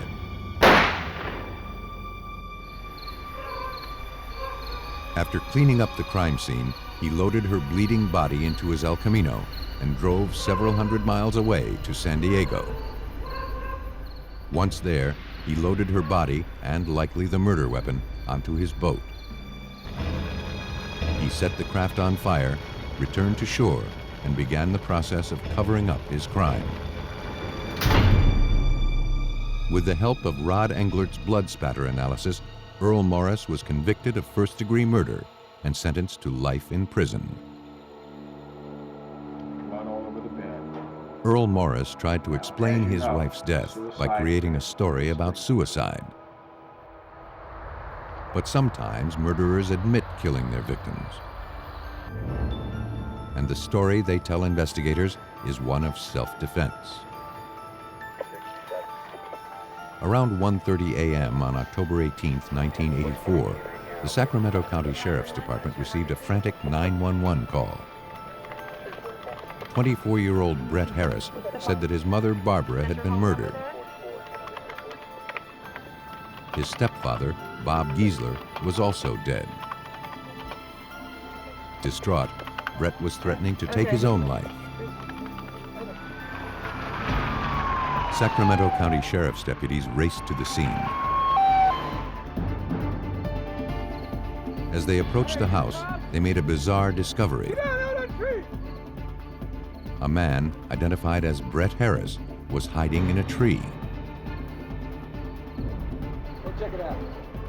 After talking him down, one of the officers made his way into the residence. Come on over here. Come on out. In the master bedroom, he discovered a gruesome scene. A woman lay dead on the mattress, and on the floor nearby was another lifeless body. Officers from the Sacramento County Sheriff's Department were dispatched to the home of 52-year-old Bob Giesler and his 55-year-old wife, Barbara. The couple had been brutally murdered. Investigators questioned Barbara's son, Brett Harris, who had called 911. After some time, he was able to recount what had happened. Brett said that around 1:30 a.m. he heard a commotion and then a scream coming from his parents' bedroom. When he entered their room, he saw his stepfather standing above his lifeless mother. He saw an axe handle lying on the floor. As he went to grab it, his stepfather then attacked him with a box cutter. Brett said he managed to overpower him, and in self-defense, he beat his stepfather to death.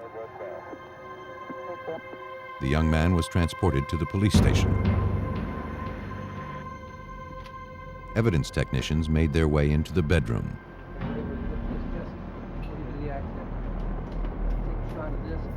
According to crime scene unit investigator Brian Kennedy, both victims had been savagely beaten. Their heads and faces were grotesquely disfigured, and there were bloodstains all over every surface. At one time, the air must have been filled with atomized mist or droplets of blood falling out of the air. It was quite a horrendous sight. Technicians began looking for evidence to help them reconstruct what had happened inside the room.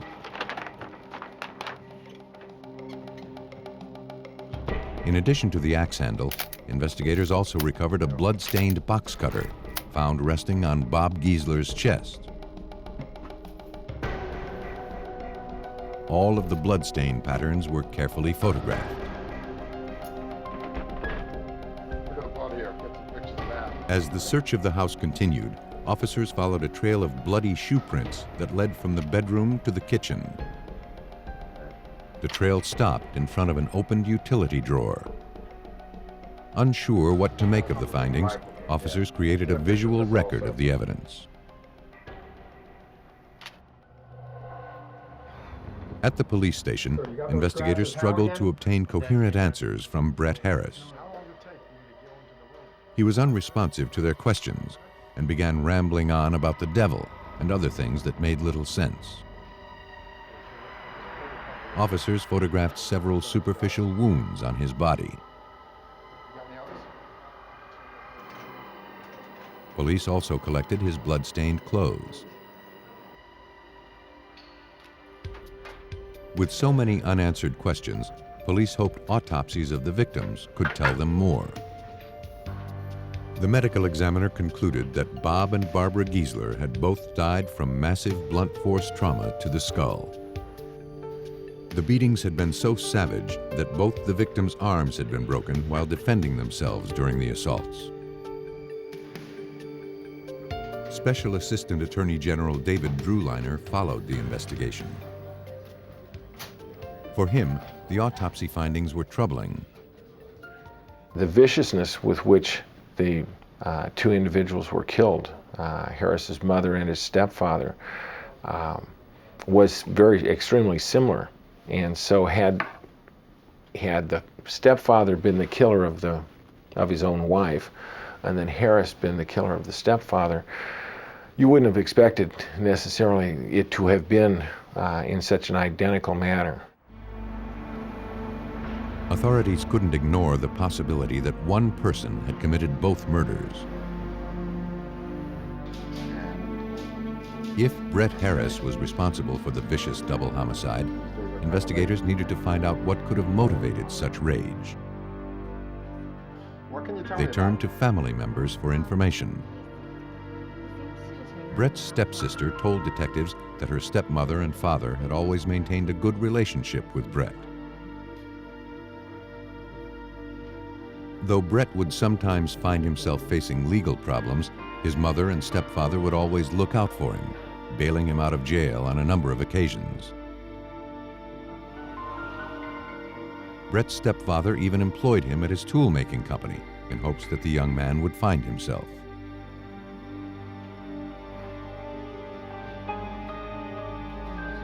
Though Brett suffered from a psychiatric condition, his stepsister said that he had made progress in recent months, and with the help of medications, his prospects for the future were promising. She added that Bob and Barbara's relationship was strong, and she could not imagine that her father would ever hurt her stepmother. Nothing investigators had learned jibed with Brett Harris's version of events. Believing the 24-year-old was hiding something, they turned to examiners at the Sacramento County Sheriff's Crime Lab for answers. There, examiner Brian Kennedy looked to the blood evidence to help him reconstruct the crime. This was an interesting case where we had 3 people in a house where only one person came out alive, and he had a story. The story was not completely and totally impossible. In piecing it all together, I tried to support his story. I actually looked at it to see if I could prove him correct. But in one of the photographs taken in the bedroom, Kennedy noticed something odd. Though the entire room had been saturated with the victim's blood, the carpet underneath the stepfather's body was clean. For Kennedy, there seemed to be only one way to explain that fact. He goes down onto the floor, and he's incapacitated and shields the floor from any blood that would come from his wife. And so we know that he's down first because she's then attacked and her blood covers the rest of the room. And we can put her blood on top of him, but we can't put it underneath him. The finding contradicted Brett's story that his mother had already been bludgeoned and was bleeding by the time he entered the room. With the evidence now pointing to Brett Harris as his mother's killer, Kennedy began analyzing bloodstains on his clothing for proof. But serological tests showed that all the blood on his clothes had originated from the stepfather. Kennedy now wondered if it was possible for Brett to have bludgeoned his mother while avoiding getting her blood on him. To find out, he devised a blood spatter experiment. Simulating the assailant's position, he began striking sponges soaked with blood with a wooden instrument, looking to see how the resulting blood spatter would stain his clothing. The results surprised him. The first couple blows, I actually turned my head to the side so I wouldn't get a full face of spatter. And I found out I wasn't getting anything. I just started relaxing and letting it go. I started beating it even harder, and it was all going out to the sides. Very little was coming back at me, if any. Kennedy had successfully demonstrated that Barbara's assailant could have avoided being spattered by her blood. And coupled with the other findings, it was clear that Brett Harris's story was a lie. So the bottom line is, the 2 deceased people who couldn't speak for themselves spoke volumes with the bloodstain patterns that were produced from them. And I was unable to support or substantiate anything that the defendant had said. After being charged with 2 counts of first-degree murder, Brett Harris underwent a psychiatric evaluation. He now admitted to both killings, but claimed it was in self-defense. After explaining that his parents were possessed by warlocks, Brett Harris entered a plea of not guilty by reason of insanity. Though Brett had been previously diagnosed with a mental condition, prosecutors believed the story he was now telling was just a desperate attempt to escape justice. He wasn't insane, and by that I mean, did he know what he was doing? Did he know that he actually was killing human beings? And did he know that it was wrong? And there was no doubt as to the answer to those questions was yes and yes. He knew it was wrong, otherwise why did he call 911 immediately after it? He knew it was a crime. But to win a murder conviction, authorities needed to find physical proof that the cold-blooded murders were not the result of an insane mind. Forensic examiners in Sacramento, California, had proven that 24-year-old Brett Harris had brutally bludgeoned his mother and stepfather to death. After being charged with 2 counts of first-degree murder, the suspect told psychiatrists that warlocks possessed both Bob and Barbara Giesler, and he killed the couple in self-defense. Brett Harris entered a plea of not guilty by reason of insanity. To prove that he was lying in order to avoid the death penalty, authorities turned once again to the forensic evidence.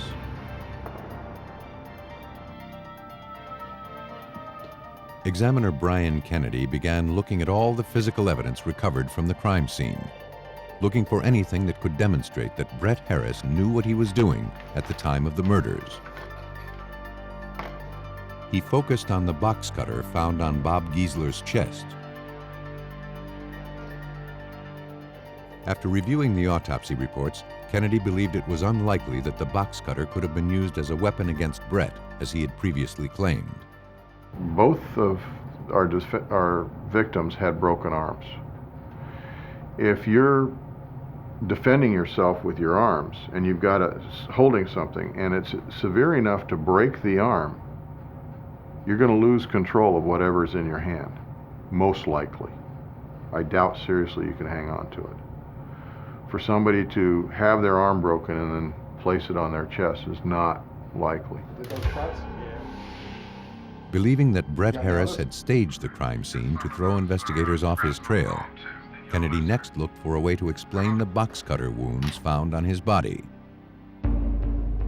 This looks like somebody has self-inflicted these injuries because they're in the right place. For a right-handed person to cut himself on the left arm, to cut himself on the right cheek, to cut himself from left to right across his chest. So it's all very consistent with staging his own injuries. The forensic findings provided irrefutable proof that Brett Harris had gone to great lengths to conceal his guilt. And for prosecutors, those are not the actions of an insane man. He physically changed the crime scene in anticipation that the police are coming to the crime scene. So he tries to fool law enforcement. Why do it? Why come up with any sort of explanation? He wouldn't have to. Though unsure of the motive, police believe that on October 18, 1984, Brett Harris snuck into the couple's room as they slept in their bed. Using an axe handle, he bludgeoned Bob and Barbara Giesler to death. After finishing the kill, he made his way into the kitchen, sliced himself with a box cutter he took from the utility drawer, and returned to the bedroom to plant the evidence.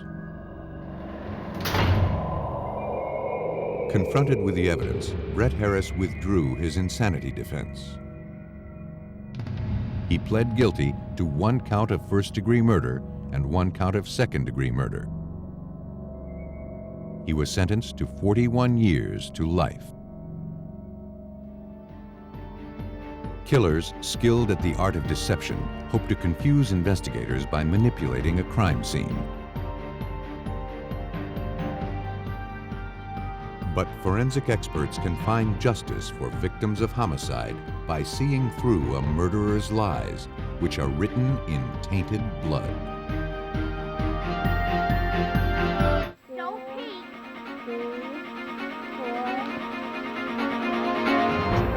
In a Baltimore, Maryland suburb, a game of hide-and-seek turns deadly for a 9-year-old girl. Witnesses ID a suspect and trap him in a web of circumstantial evidence. What does she look like? 8 years later, only DNA technology can render the final verdict. In California, a woman is viciously attacked in her sleep by a suspected serial killer.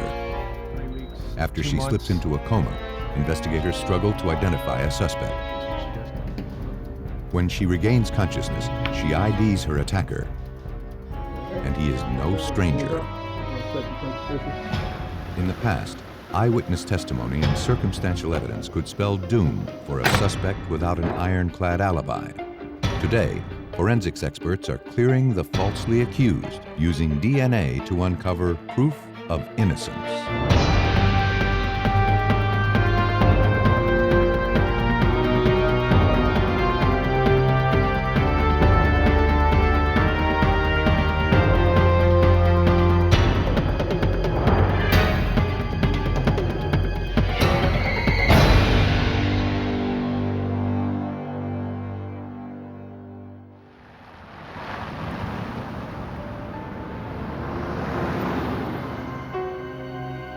On the afternoon of July 25, 1984, in the Baltimore, Maryland suburb of Rosedale, police responded to a father's frantic 911 call. Thomas Hamilton reported that his 9-year-old daughter Dawn was missing. His sister had been babysitting Dawn and Dawn's cousin Lisa that morning. It's just behind the apartment houses. 8-year-old Lisa told police that she and Dawn had left to go play at a nearby pond around 10:30. The surrounding wooded area was a great place to play hide-and-go-seek. 15, no, 20. 1, no peeking. 3, But after some time, the two became separated. 6, 7. Lisa couldn't find her cousin and thought that maybe Dawn had decided to go back home. But she had not returned. After an hour passed without a word, the aunt became concerned and contacted her brother. Thomas Hamilton knew that Dawn was familiar with the woods and thought it was unlikely that she had simply become lost. He feared that something terrible had happened.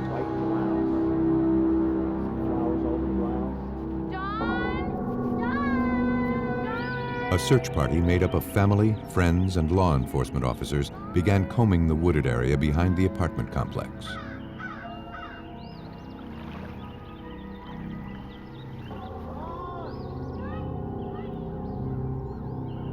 After several hours, their efforts had turned up nothing.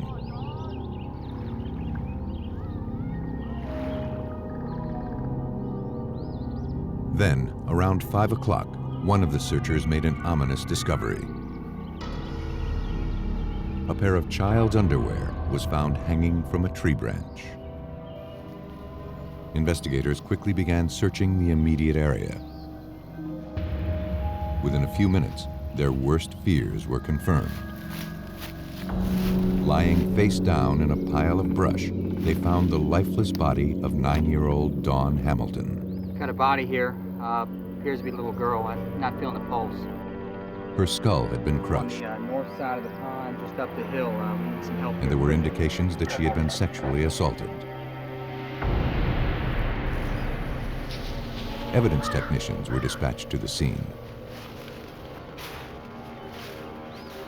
They preserved the girl's underwear, hoping some trace of her killer remained.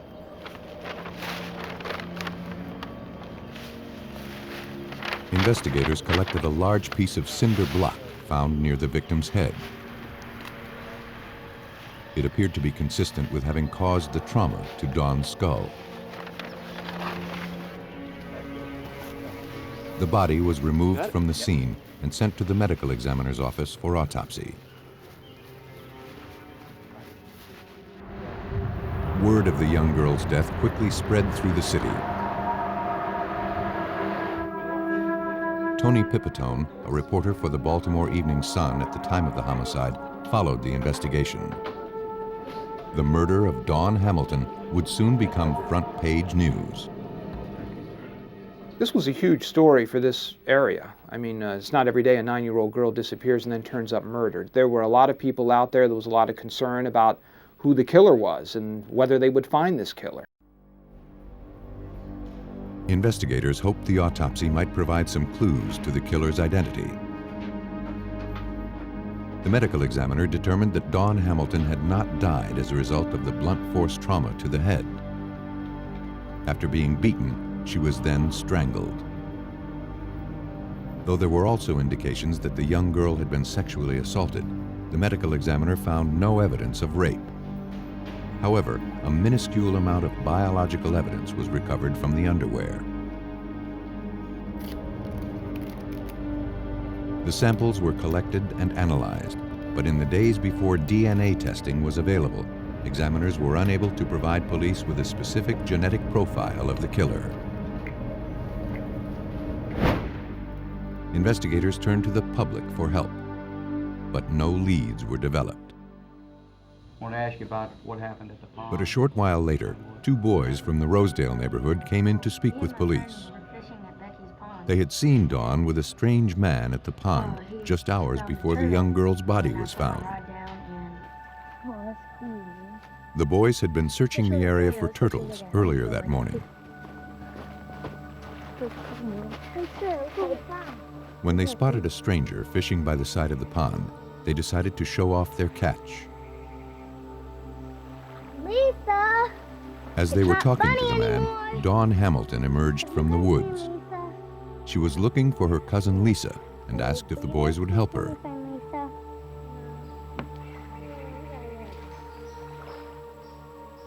They declined, but the stranger offered to help.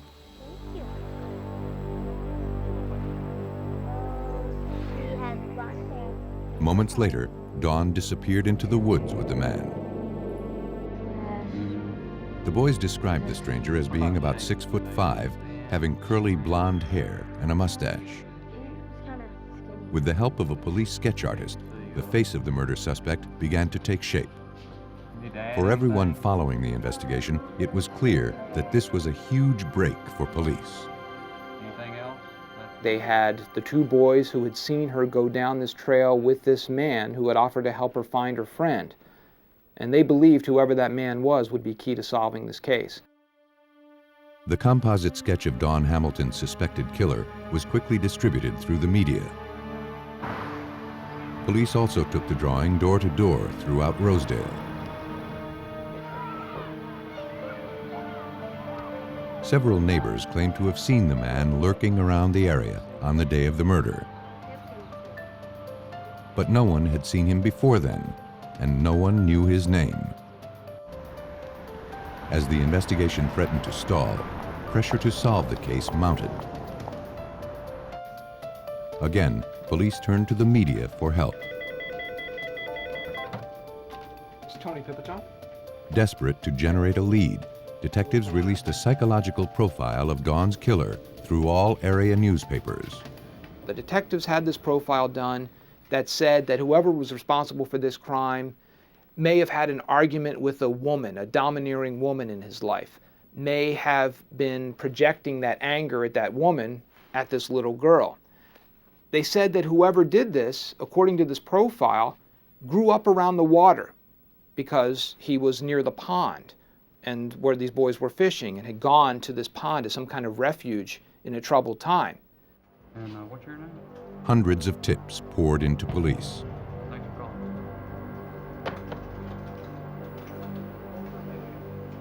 One anonymous caller said he recognized the composite and the psychological description as a man he knew named Kirk Bloodsworth. A detective who overheard the conversation was familiar with that name. Kirk Bloodsworth had been reported missing by his wife, and the report was filed shortly after Dawn Hamilton was found murdered. Believing there may be a connection, investigators quickly arranged to speak with Bloodsworth's wife. She said in the weeks before Dawn's murder, she and her husband's marriage began to deteriorate. We had a big fight last week. And why hasn't it been paid yet? Throwing things at me. Kirk accused her of spending beyond their means. Frustrated, she fought with him constantly. As the tensions mounted, Kirk became distant and preoccupied. A week or so after Dawn's murder, Kirk disappeared. She hadn't heard from him since. How long had he been missing when you called the report? Investigators realized that Kirk Bloodsworth was involved in a turbulent relationship, just as the profile of the killer had indicated. Well, think we got everything? And, like the profile also suggested, he was drawn to the water. Kirk's wife said that her husband may have returned to his hometown, located on the Chesapeake Bay. Using that profile, it all fit together. Kirk Bloodsworth grew up on the eastern shore of Maryland. He was from a fisherman family. Kirk Bloodsworth was now the prime suspect in the murder of 9-year-old Dawn Hamilton. But as long as his whereabouts remained uncertain, so did the prospects of solving this case. Authorities in the Baltimore, Maryland suburb of Rosedale believed they had finally identified a suspect in the brutal sexual assault and murder of 9-year-old Dawn Hamilton, whose body was discovered in a wooded area a few hundred yards from her home. An anonymous caller had identified a composite sketch of the suspect as resembling a man named Kirk Bloodsworth, who disappeared a week after the murder. Bloodsworth's wife speculated he had returned to his hometown of Cambridge on Maryland's eastern shore. Police canvassed the small fishing community. They located one of Bloodsworth's friends. He confirmed that the suspect had in fact recently returned to Cambridge. Bloodsworth told him that he had done something terrible and couldn't return to Baltimore. The friend didn't ask any more questions. He told police where Bloodsworth was currently staying. The suspect was contacted and brought in for questioning. Though Kirk Bloodsworth denied any involvement in the homicide, he was unable to recount exactly where he was at the time the murder occurred. Detectives next asked him what he had done that was so terrible that he couldn't return to Baltimore. Bloodsworth responded that he had failed to take his wife out for a taco salad dinner, and he knew she would never forgive him. To police, the explanation was ludicrous. Investigators produced a large piece of cinder block, similar to the one found at the crime scene, and a photo of the victim to see how the suspect would react. They placed the rock in the interview room without referring to it specifically, and they watched his reaction. And I remember one of the detectives saying you could see him just kept going, staring back at that rock. You know, his eyes would shift back at that rock, back at that rock.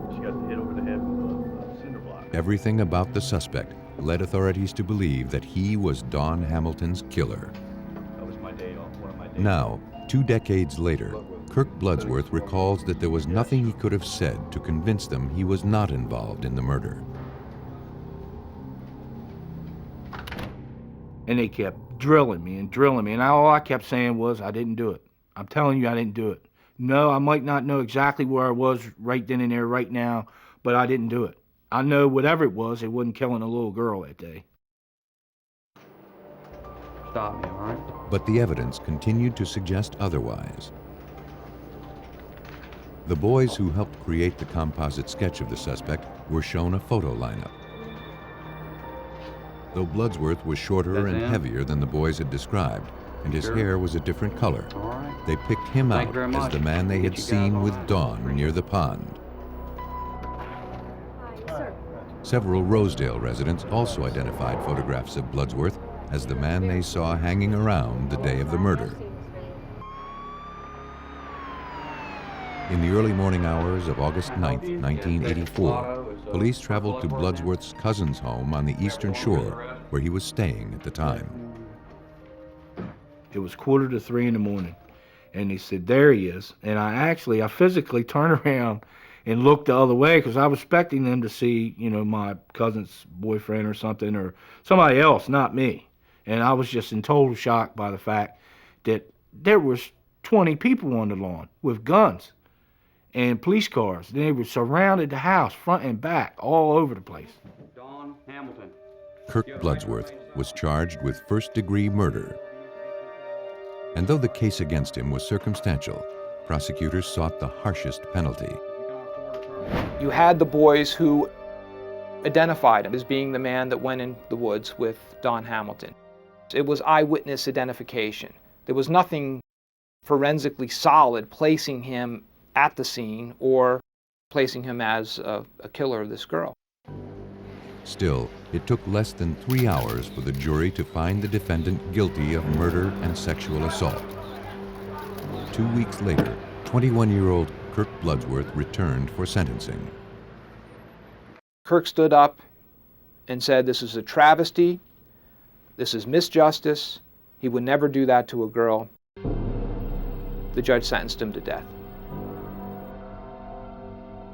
You know, one of the most horrible feelings I ever had was when they sentenced me to death and the courtroom erupted in applause for my execution. From prison, Bloodsworth committed himself to overturning his conviction.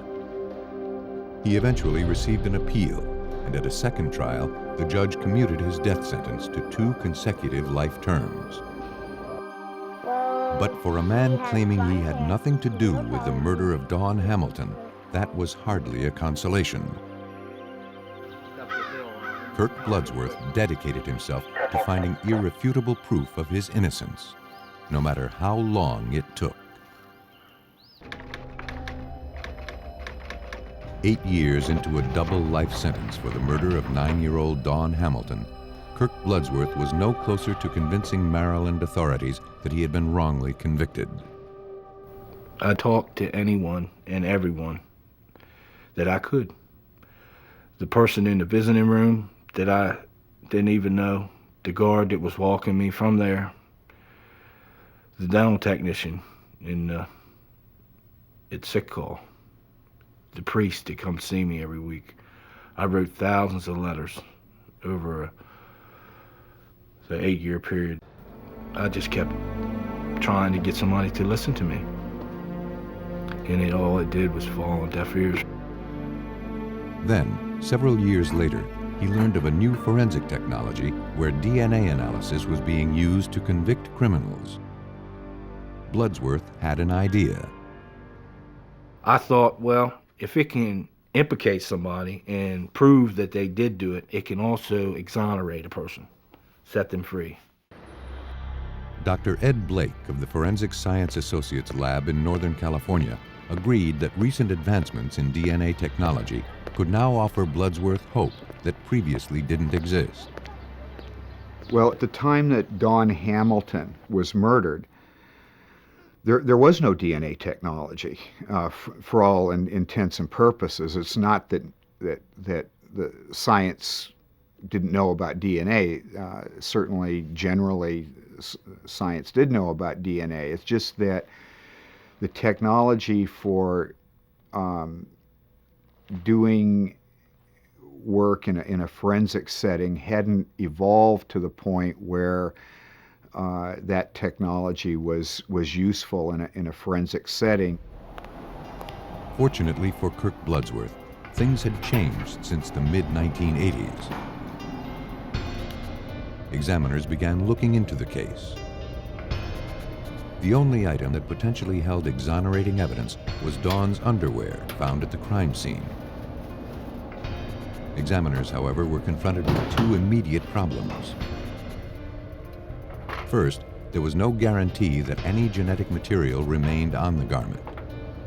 Secondly, even if there was, the evidence had been stored in a non-climate controlled environment for nearly 9 years, making it likely that any DNA samples would be too degraded to be useful. But examiners were in luck. A stain found on the fabric appeared to be a trace amount of biological evidence.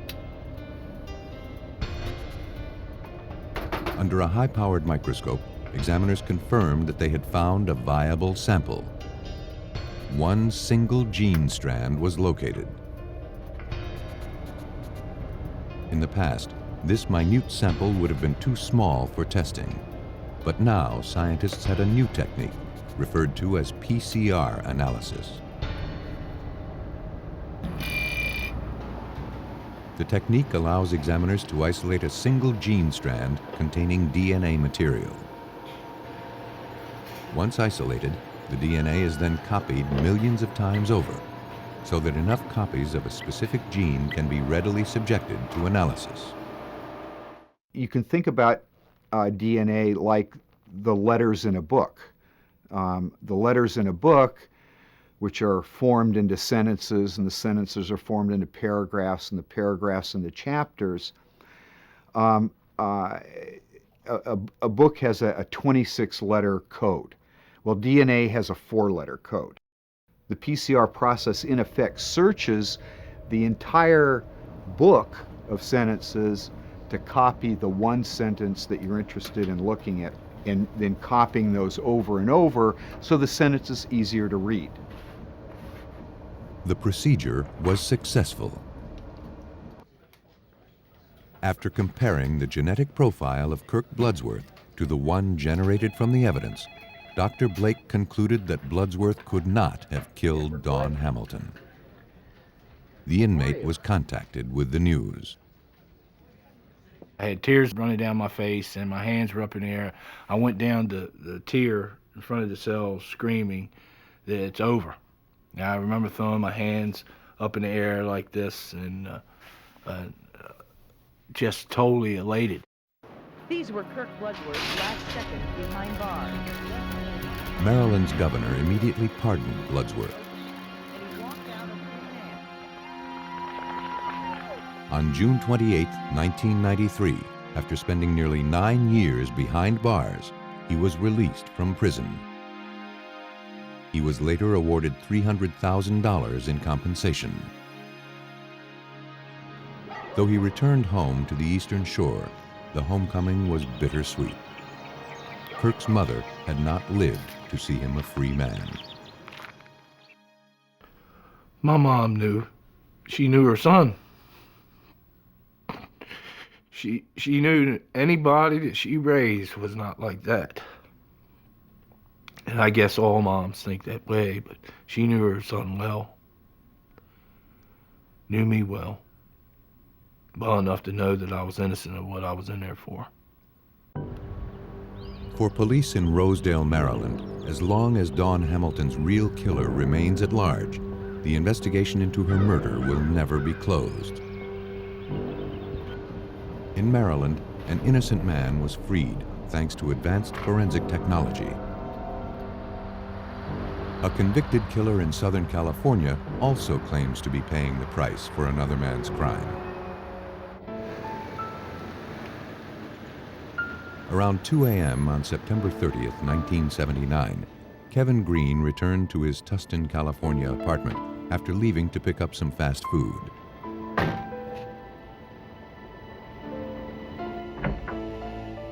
Though he was only gone for half an hour, clothes were now scattered around the residence. On the couple's bed, he found his pregnant wife, Diana, unconscious. She was bleeding badly. Green quickly called police.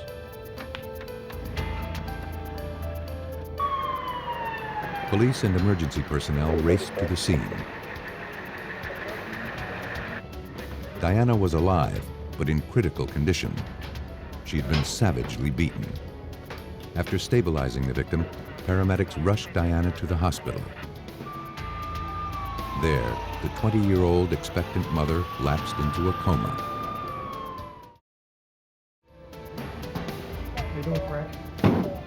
Crime scene technicians began scouring the residence, looking for any trace of the assailant that may have been left behind. But no fingerprints or any stray hairs or fibers were found.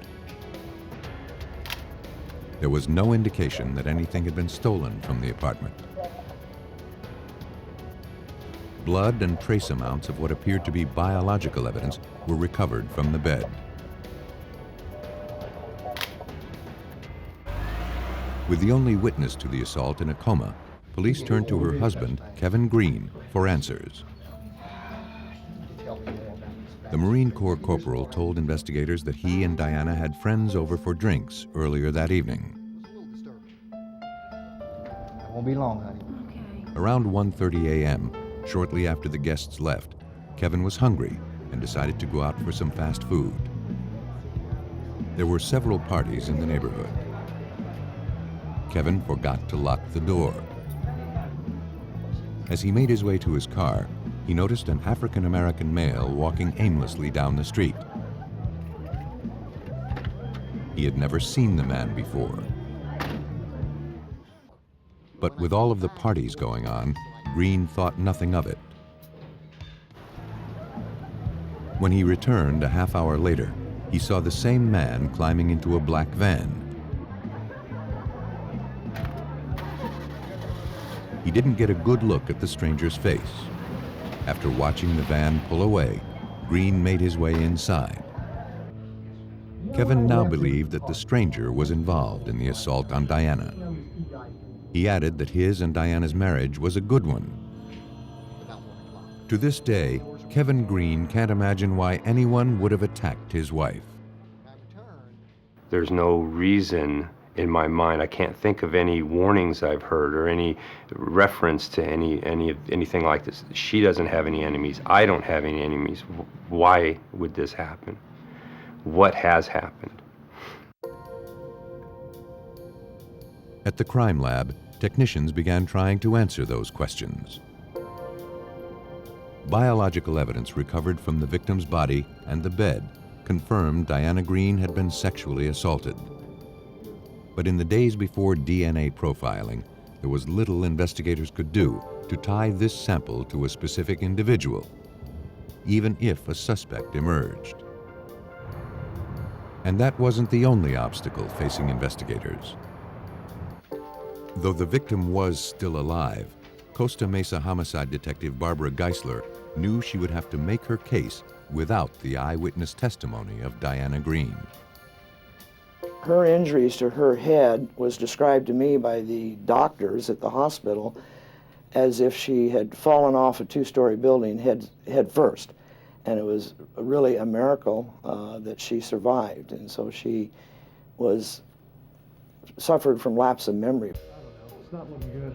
I think some of your problems flow As soon as investigators began reviewing the details of Diana Green's assault, something immediately caught their attention. Almost similar. The MO was frighteningly similar to 4 unsolved rapes and murders that had occurred throughout Orange County within the past 9 months. All the young female victims were found sexually assaulted and brutally beaten to death. And in each homicide, the killer apparently entered the victims' residences through unlocked doors. No. Nothing was taken from any of the apartments, suggesting the perpetrator had not been motivated by robbery. Though Diana was the only victim who was married and the only victim to have survived, detectives were convinced the crimes were connected. The apartment was downstairs. She was home alone at the time of the incident. The apartment did not appear to be ransacked. There didn't appear to be anything taken. There was no theft or burglary involved. She was sexually assaulted and also bludgeoned. That's enough similarity certainly to get your attention. Though Diana Green had miraculously survived an attack by a serial killer, her unborn baby girl was barely clinging to life. The day after the assault, while still lingering in a coma, the situation turned critical. A nurse came in to do the next check on the baby.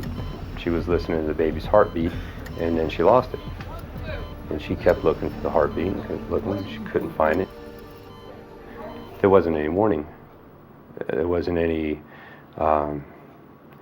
anything anybody could do. The baby's heartbeat stopped. And by the time they realized that that's actually what had happened, the baby hadn't just turned. It was too late. The serial killer, who the press dubbed the bedroom basher, had claimed another innocent life. And though publicity surrounding the murder of the unborn baby sent shockwaves through the community, no solid leads were developed. Then, 8 days after Diana Green was assaulted, police were called to an apartment complex just 3 blocks from her residence. There had been another homicide. The body of 24-year-old Deborah Kennedy was discovered by her roommate.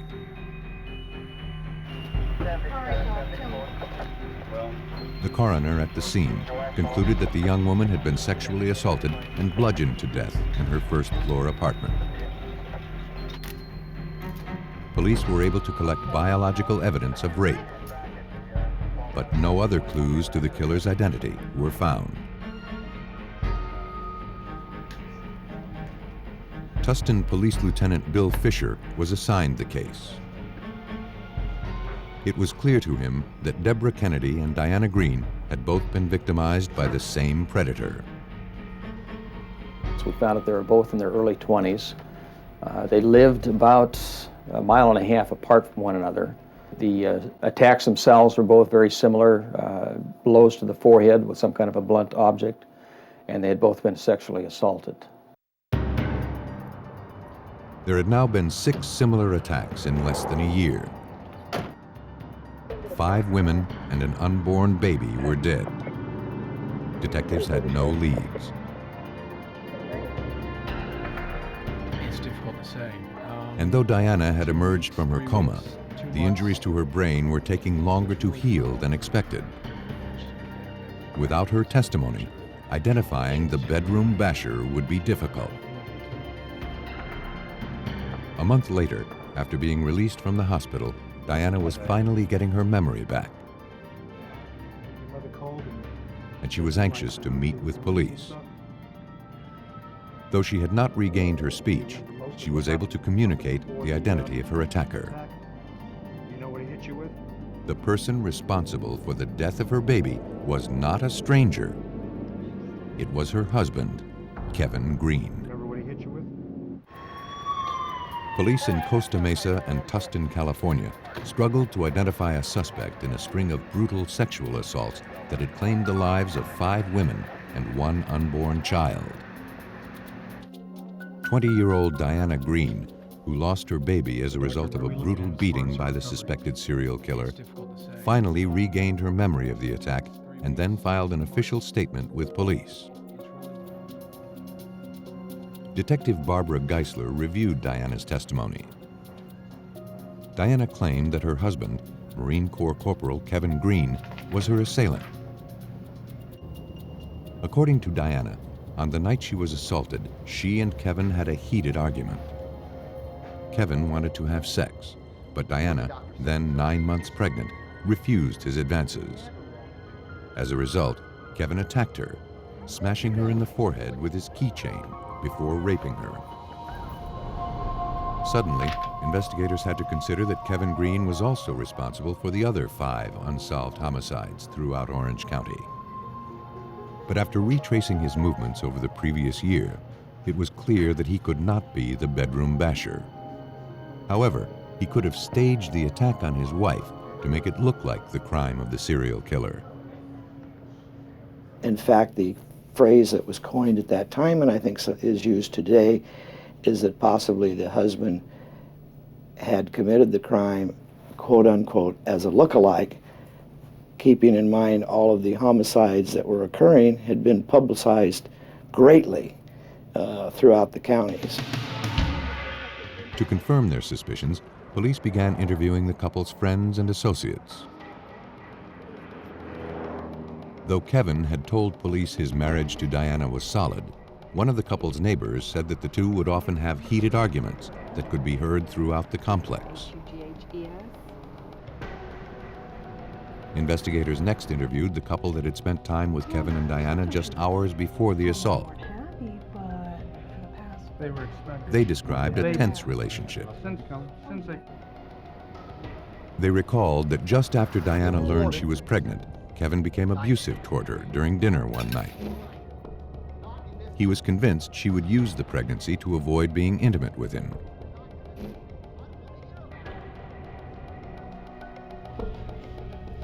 The friends didn't think the marriage was a happy one. Convinced they were on the right track, investigators brought Kevin Green in for questioning. Looking to corroborate Diana's story, investigators collected his keychain that he allegedly used to beat her with. Later analysis revealed no traces of blood. But Kevin Green couldn't explain how or why his wife had memories of him attacking her. He insisted he had nothing to do with her assault. He maintained that at the time of the attack, he was across town getting fast food.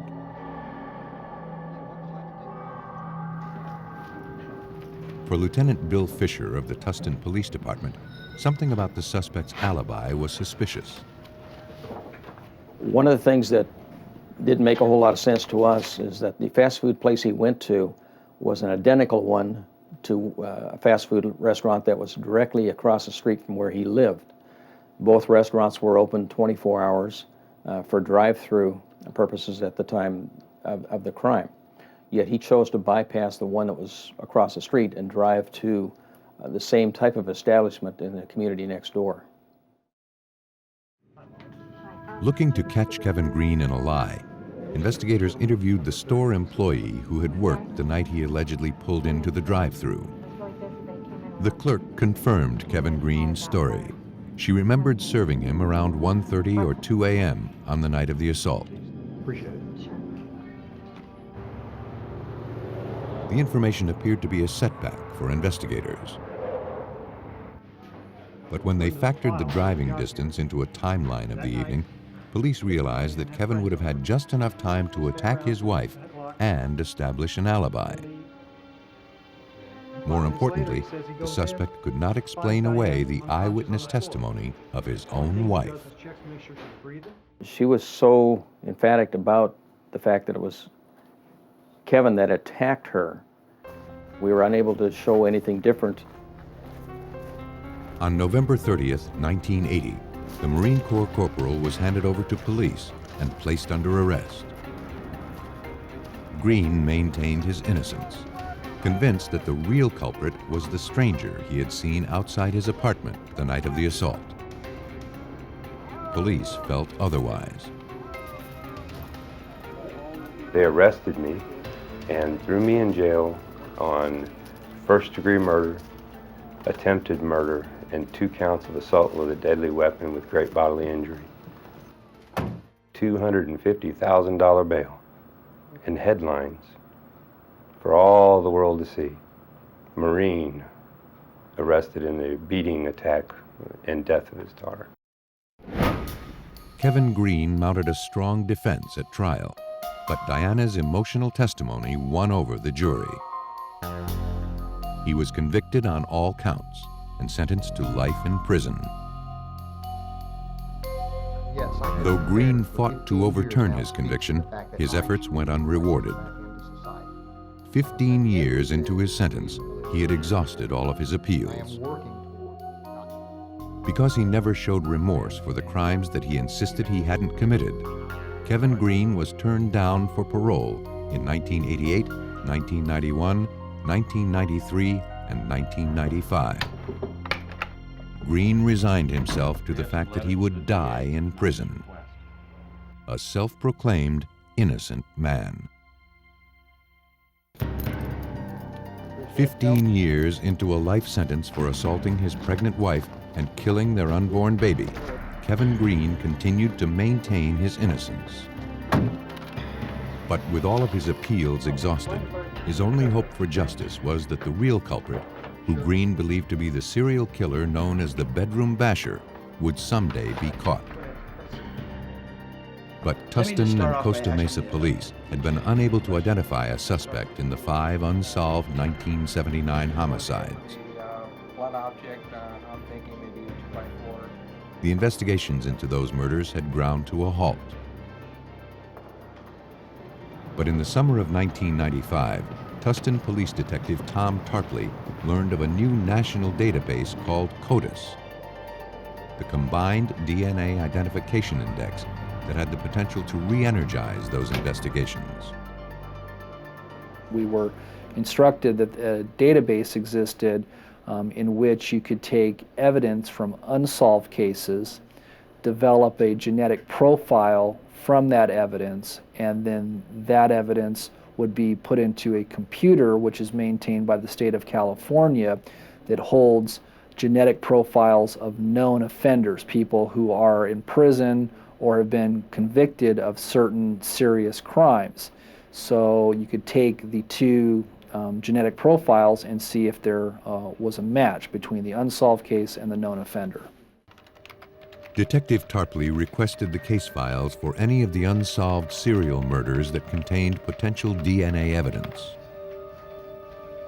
Here's that file. Lieutenant Bill Fisher, who had also worked the case against Kevin Green, had one. He turned over the file of 24-year-old Deborah Kennedy, who was bludgeoned to death within days of the assault on Diana Green. When Lieutenant Fisher brought me the Deborah Kennedy case file, I went through that file looking at the physical evidence, and it appeared that there was a rape kit that was taken at the time of her discovery. Hoping to close one of the unsolved bedroom basher murders, detectives retrieved the sexual assault kit and sent it to the Orange County Sheriff's Crime Lab for analysis. But now, more than 16 years since the specimen was collected, criminalist Frank Fitzpatrick wasn't sure if the old sample would be of any use. The problem was that the sexual assault kit had not been refrigerated, had not been frozen, and we really had no idea of what kind of shape this biological evidence was going to be in.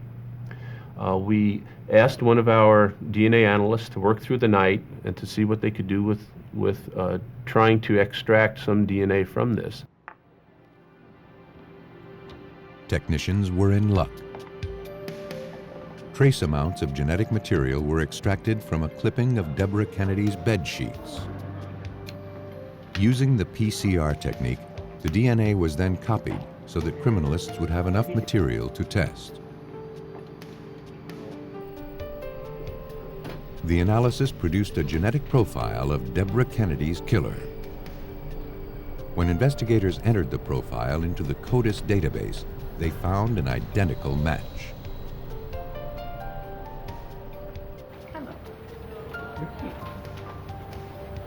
The biological evidence had originated from a man who was currently serving time for rape in a Central California prison.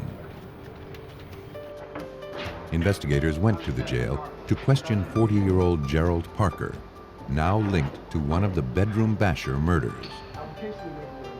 Though he was indirect and evasive, Parker implied that he was responsible for the Kennedy murder. He did not, for example, come out and say, "I did this." He just would not say that I didn't do this, which sometimes is just as good as an admission. So it was kind of a game of cat and mouse at that point. Investigators persisted, and finally Parker admitted to killing Deborah Kennedy. And there was another attack he wanted to talk about. Gerald Parker, a former Marine, claimed that he was the man who had assaulted Diana Green back in 1979. Her husband, Kevin Green, was innocent. Parker said that on September 30th, 1979, he slipped into the Greens' apartment after seeing Kevin get into his car and leave. Using a 2x4, he attacked Diana as she slept in her bed. He then sexually assaulted her and made his way out of the apartment. He completed his brutal attack in less than half an hour and left the apartment just as Kevin returned home. Though police were unable to explain Diana's memory of the assault, they were now confronted with the possibility that Kevin Green may have been innocent after all. My feeling was, we've got a big problem here. You know, we've got a guy that is in prison, locked up for a number of years for murder that he didn't commit, but it became our job to show that Parker was in fact the real killer, and that's where the human element came in. We had to get that information from him that could ultimately set Kevin Green free if in fact he wasn't the offender. And the best way to do that was through the physical evidence. The biological samples recovered from the Diana Green case and samples from all of the unsolved bedroom basher murders were sent out for a DNA analysis. At the Orange County Sheriff's Crime Lab, examiners generated a genetic profile of all of the samples. They all shared the same genetic code. And they had all originated from Gerald Parker. the findings were passed on to investigators. So now we had conclusive physical evidence as well as testimonial evidence that Gerald Parker was there and that he raped Diana Green. That then created a reasonable doubt in all of our minds in law enforcement that we could not stand by the conviction of Kevin Green anymore, and the process then began to free him. On June 20th, 1996, after being locked up for nearly 17 years, Kevin Green was released from prison. After being driven to the airport by detectives, he made his first phone call as a free man. I called my dad and I asked him, I said, guess where I'm at? And he'd always thought I would try to escape, so he says, well, I know where you're supposed to be. I told him I'm in the Salinas airport and they're taking me down to Orange County to let me go. I'm coming home. And it was just stunned silence there for a minute, and he says, do you have handcuffs on? I said, nope. And so he believed at that moment that something, a convicted murderer is not leaving a prison without handcuffs unless he ain't coming back. In 1998, Gerald Parker was tried and convicted of the assault on Diana Green and the murder of her unborn child. He was also found guilty of slaying the other 5 bedroom basher victims. Gerald Parker was sentenced to death. My opinion of the DNA database is that it's probably the single greatest thing to ever happen to law enforcement and into the criminal justice system. Not only can you convict people of crimes that would have gotten away with serious crimes such as rape and murder, but you can also, as we see in the Kevin Green case, free people that were erroneously convicted. Kevin Green returned to his hometown in the Midwest. And though he has remarried and gotten on with his life, this experience will always be with him. An experience like this, like any other experience in life, is going to change you. Time went by. I changed in a lot of ways. I grew up. I became more mature. I got a good education, which is very important. I learned how to read a lot better. I mean, I graduated high school by the skin of my teeth. I graduated college in prison with an A average. So it wasn't my lack of intelligence, it was my lack of focus. I understand, I think, a lot more about life. I'm willing to accept a lot of things easier than people around me do, because I feel like God has a plan and a reason for things to happen in certain ways. The experiences of people like Kirk Bloodsworth and Kevin Green have not gone unnoticed. On February 11, 2000, Vermont Senator Patrick Leahy, chairman of the Senate Judiciary Committee, introduced the Innocence Protection Act, a bill designed to ensure that no more innocent people are convicted of crimes they didn't commit. If you're going to say you're going to put somebody behind bars for all their life, or you're going to execute them, that's a pretty major step for society to take. And you better be sure you're convicting somebody who is guilty. Right now we have a system where you can't say that. Right now you have a system where a lot of innocent people get convicted.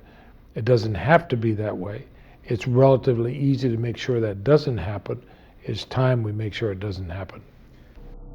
Homicide investigators must often rely on circumstantial evidence to win a conviction. But sometimes things aren't what they appear to be.